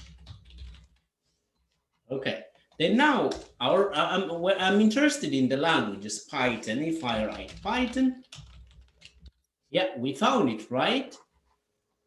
But how about if I'm interested to find Python or JavaScript? You can use the pipe operator and JavaScript. Have you seen? So I can look for potato or tomato or banana or an apple. Yep, using the pipe operator. How about if we are also looking for React? Oh, JavaScript makes your life a bit harder. Better to use React. So our pattern looks like this. So I was looking for 3 words, either Python or JavaScript and React, and we managed to detect them. Okay, let's stop. This is not a program you can write and make it part of your code, right? So now let's back to here. Maybe I may have an example already here. So yes, just to make it a bit faster, let pattern. The pattern is going to be lab. Oh yeah. And let's write our regex. Let regex, you can write it in any way. We write it in 2 ways.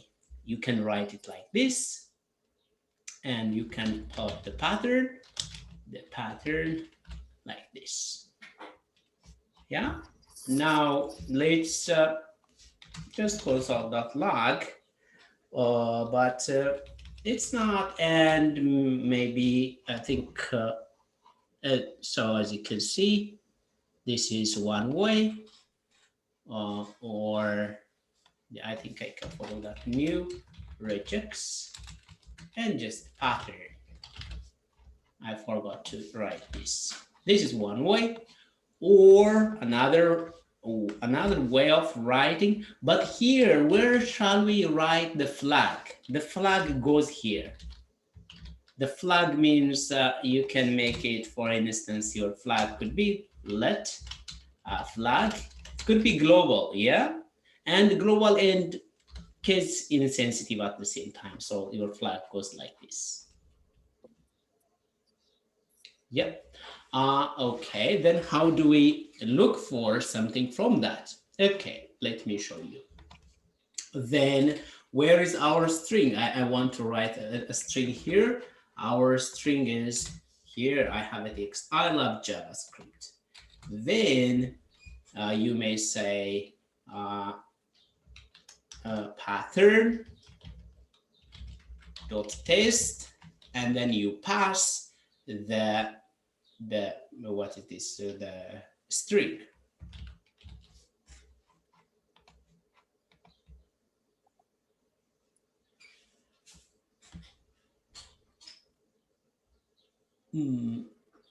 But here, I think not the pattern, actually in this case, regex. Yeah, then let's see what we can get console.log and see the value. Yeah, because we don't have anything there. Regex is not, because I made regex. Yeah, I don't like when I make mistake. Yeah, it's true because we found love in here. But maybe we don't have, for the time being, imagine we don't have any flag. And let's see that we are looking for love. Let's make this love a capital letter. It's false because we care for a case, but if we use this and if we pass the flag, and the flag will help us to, now it's true. Yeah, great. So test actually allows you just to test if something exists or not. It doesn't do anything. So from test, what you get is just a Boolean, either true or false. Yep. So we saw the test. Now let's move on to the funny, the most interesting part. Yep, that is the match. Okay. In the match, actually, we have this already. So what you should do, stir.match, because a string has a match method already. Inside there, we pass the pattern, in our case, actually regex here. Yeah, then let's see what we get. Maybe we can declare the value const match. And we're just storing the match there. Console.log, what's the match? Oh, love, because it gives you the match, usually gives you as in array. How about if it doesn't match? For instance, if I add one extra 0, it gives null. You should really be careful. The match gives you an array if it exists, and a null if it doesn't exist. And if you don't know what it returns, your function will break. Yep, correct. A very good point. I love JavaScript. Maybe I was writing something here, and let's try to look for this. Yep, let's put this here. And let's also change our pattern like this. Our pattern is actually something like this. And now, if you see Python, JavaScript, React, we managed to, we managed to extract the patterns we were looking for. Have you seen them, guys?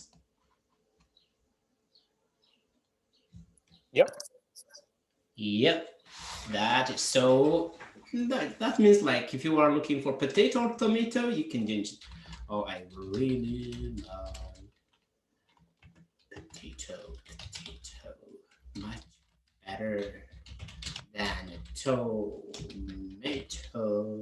or what? Tomato or anything else. Such a lovely expression. And then now, if you just put also, undo that. I think sometimes I select lots of things, and potato or tomato.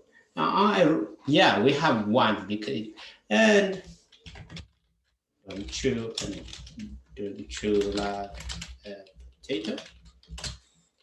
It's a kind of. Yeah, now we have potato to match, and we have tomato one match.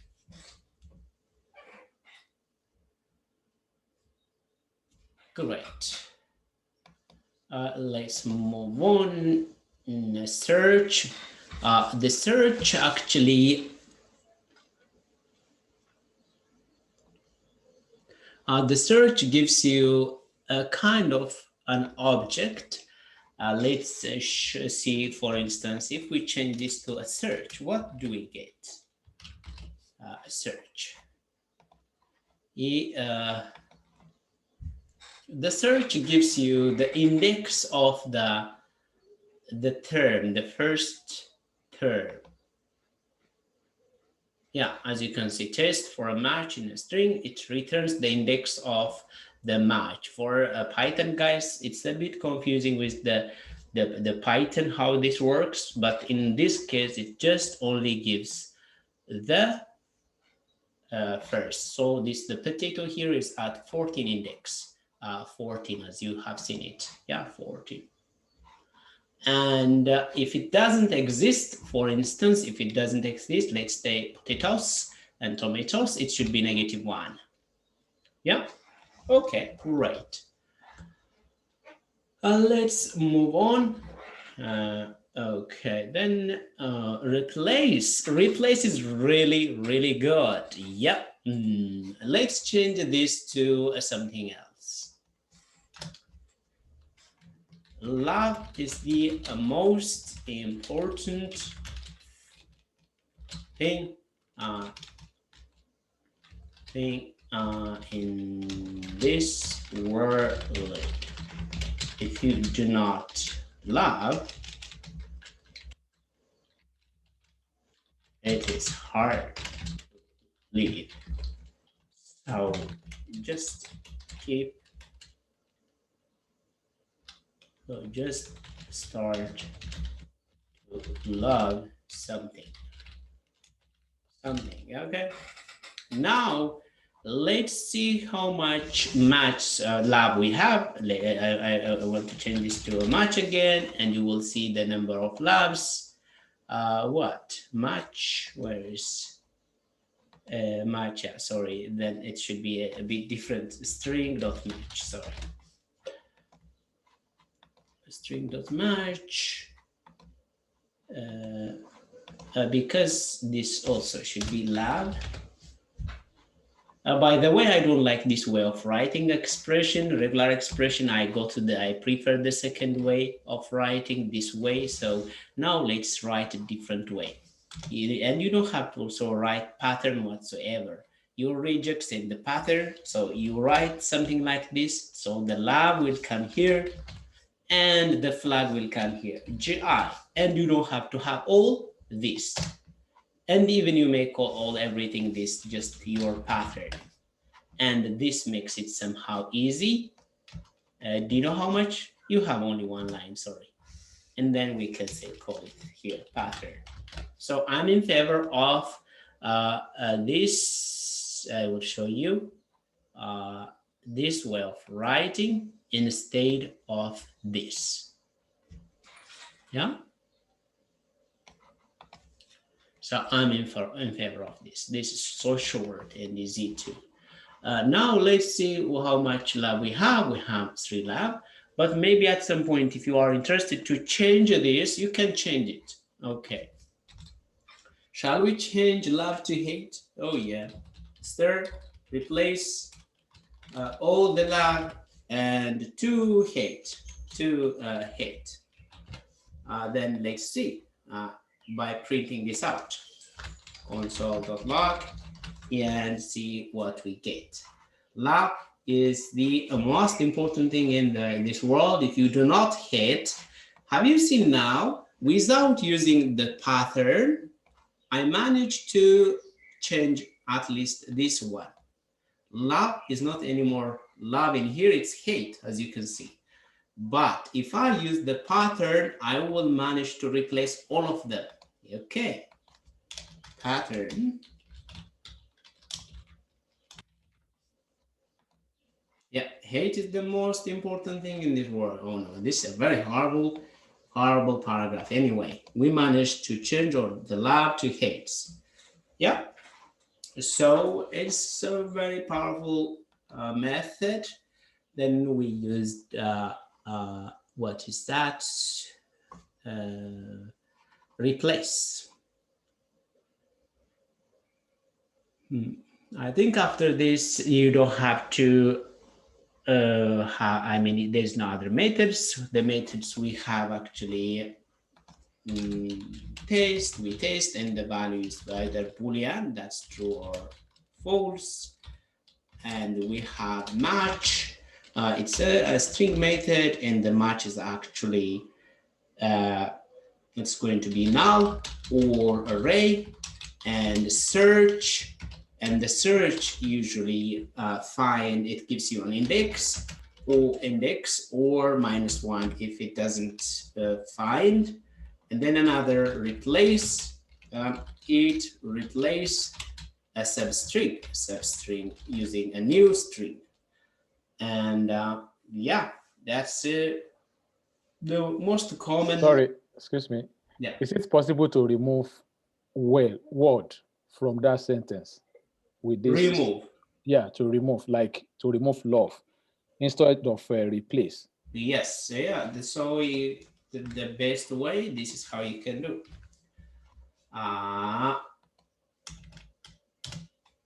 Yeah. Now this will really give you empty.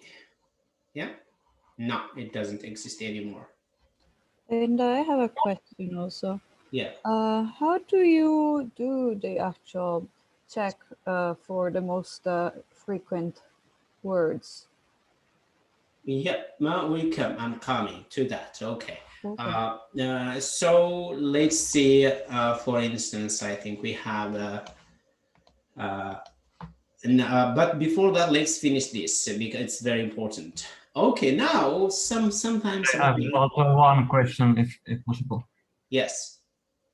How do you search like those JavaScript functions, like how they work? Is there some help, or like Yes. how would you search?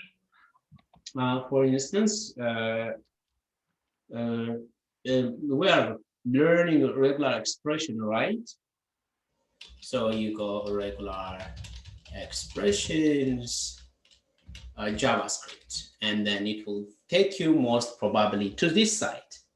MDN, Mozilla Development Network, actually, they are the official JavaScript documentation and everything. As you can see, I was using paste, I was using search, I was using replace, I was using match at least. Yeah. So you can get readings and even a snippet of code, sample examples from here. Yeah, is that enough? So this is one of, and of course, Stack Overflow is also over there, W3 School. But if you really want to go deeper, go for a Mozilla Development Network. If you just get the idea and to make use of the concept, this is W3 School usually give you a very easy example. Yeah. So first you have to know the terminology. About the intelligence in the okay. About the intelligence. Yeah. About the intelligence. Yes. About the intelligence. For instance, if we have a string, right? We have the string here. The string. So we have string text. After you write dot here, wait for some time, and you can also go through here. But sometimes if you are not familiar with those, if you don't, for instance, let's see, replace it's a method for a string, a split to lowercase, length anchor. I have never used this big, never used that car at. Yeah, this is car codat, concat, and match. For instance, we've been using match all and repeat, search, slice. Yeah, you get almost all, and using just you write dot and then you are expecting the method for that string.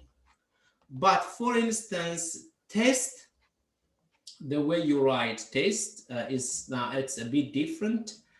Let's see. First, you have to write the regular expression first, of course. Then you have to write the pattern, log pattern dot. Now, from the pattern also, for instance, here it didn't give me the test. Yeah, because that's somehow very specific, but it should really give test, and then I have to pass the string, and I'm expecting somehow pattern. Maybe I had a typo. That's why maybe I didn't get the pattern and dot test. Yeah, actually it gave me the test. Oh, so yeah, I think whenever you want to make use of the IntelliSense, you may just use the dot and wait for some time, and then string dot or whatever dot, it gives you all the methods you need. Yeah, great, thank you. Okay, good. Before that, now let's do another more. Actually, sometimes we may use, for instance, just forget about this. We also use such kind of operator when it comes to regular expression A, B, C. That means we are looking for either A or B or C. It's not A, B, C together, but A or B or C. So let me check. I love, yeah, A, B, C. So have you seen? We are looking for A or B or C. But we can write it A to Z, A to C, another way of writing A to C. Yes. But if we are interested in any characters A to Z, now as you can see, we select all of them. How about numbers? 1, 2, 3, 4, 5. These are numbers. They were not selected. To select them, we can say 0 to 9. Yeah, that's great. And then maybe space we are not selecting. Maybe you can add one space here, then it will be selected. That's great.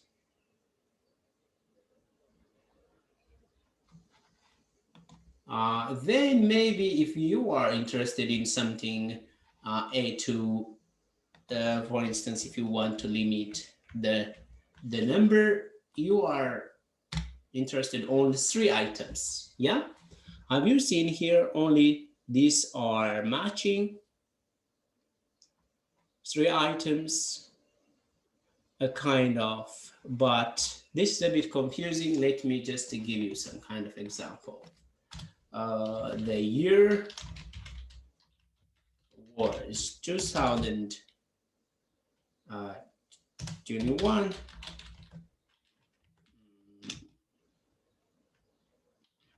Not just a number less than 100. Yeah, now I'm interested in just like numbers, writing numbers. Now we have 2 numbers. This is the year, and it has what? 4 digits, and this one is 100. So now if I'm interested only in the numbers, I can write 0 to 9. Okay, do I allow space? No, I don't allow space. Okay, have you seen it? This was not selected, but I want the digits to be exactly 4. Have you seen now? I managed to select this, not this one, because this fulfill this pattern. But if I'm interested in all numbers, I can say like this, just 0 to 9. And the numbers could be 1 or more plus. 1 or more means it could be a single number or more number. Yeah, so I think we are running out of time. I would recommend you to go through this example. We have covered most of the methods of regular expression. Maybe if we have time, we can also have a look another time. And word counting here. Okay, let's do some word counting. There's a sentence here. We can work on this one. Okay, yeah, before. Are you still with some Left Yep. order energy. Can we do this? Sure. Yeah. Okay, then this will be the last exercise. Yeah, I love teaching. If you do not love teaching, what else can you love? I love Python. If you do not love something which can give you all the capability to develop an application, what else can you love? So here, as you can see, there are lots of love, and you may identify just the love is the most frequent, but even this text is clean. But what if the text was not clear even at the very beginning? I think I left some text which is not clean. So first you have, yeah, for instance, this text. Yep. Maybe I think we can work on this one instead of this one and cleaning it one step. Okay, but this I know I am the teacher whatsoever. Okay, let's go this one. Okay, paragraph. Yeah, dot split, and we want to split it at the space. Yeah. And let's see what we got. Each stage, right? Yeah, you got all this. By the way, the sort method works. If you just add sort, something like this, it arranges to, have you seen alphabetical order? Yep, but it takes also a callback function, and we will talk about that, and we don't need to search it now. I think I have to, sort it now. Okay, if you have this, I think the second stage should be counting these words. Yeah, so you have to come up with some kind of a loop, right? But even, I think even before we change it to, it would have been much better to change it to 2 lower case. We can just change it to a lower case. Now, as you can see, everything is the same. Yeah, great. So now I can change this to, I call it honest words. We change this paragraph to words. Are you happy with this so far? Are you happy? Yep. Yep. So at this stage, you have a collection of words. We change this to this paragraph to words. Yep. Now we have the capacity to do a for honest, a word of words, and let's just console.log, and we will have a chance to see each word. Yep. Now it's better to count them, you know. Yeah, how do we count these words?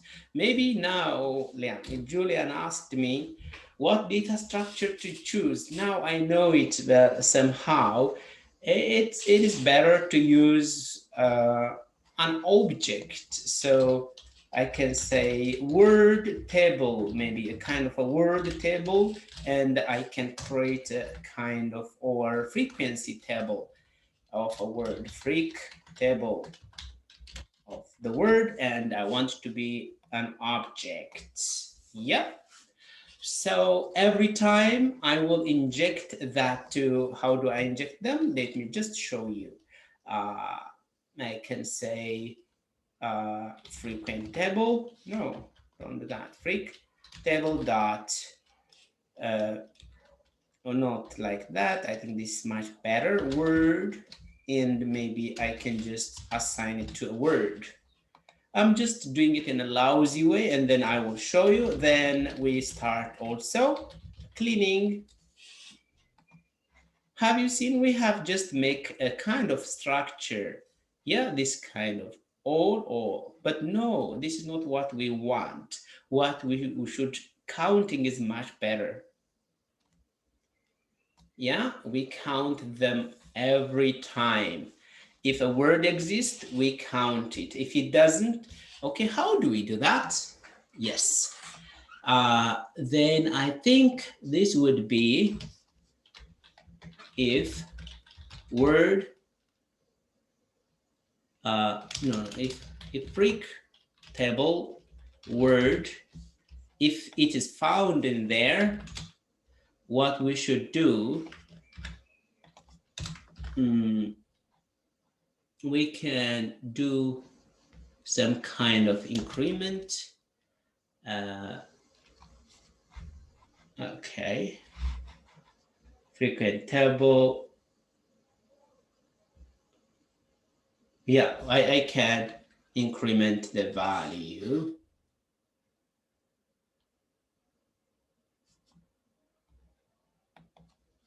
Plus 1. If it doesn't exist, no, I'll do that. If it doesn't exist, I just do the first time. I think I'm just deleting it. Okay, now as you can see, kind of, if you see now all an application, we know that the lab should exist how many times? It exists, but the reason here, lab happens 2 times here. Yeah, we should add this together because do you know why we missed this? And because of the dot. So this needs cleaning one step. Okay, so I showed you already. We can add some kind of a cleaning from here. I can first clean this with the replace, and I can do some pattern if there is dot, and then again with G, actually this dot. Dot by itself is a reserved word. I mean, a reserved, I will show you. Dot any character except new line. So we can't use it dot, so we can use this slash and dot. That means, hey, it doesn't have a special meaning. Instead, it's just a dot, it means, and go global. And then we don't replace it with anything. Then with this, actually, we are removing the dot. And now let's just get everything smaller. And now we should get lab 6 times. Yep. Then I think it's better to change this to a function. Okay, const most freak words, whatever. What was the word? Yes. And then we can just drop everything what we have here. And for some reason, and let's just format, my ESLint is not working.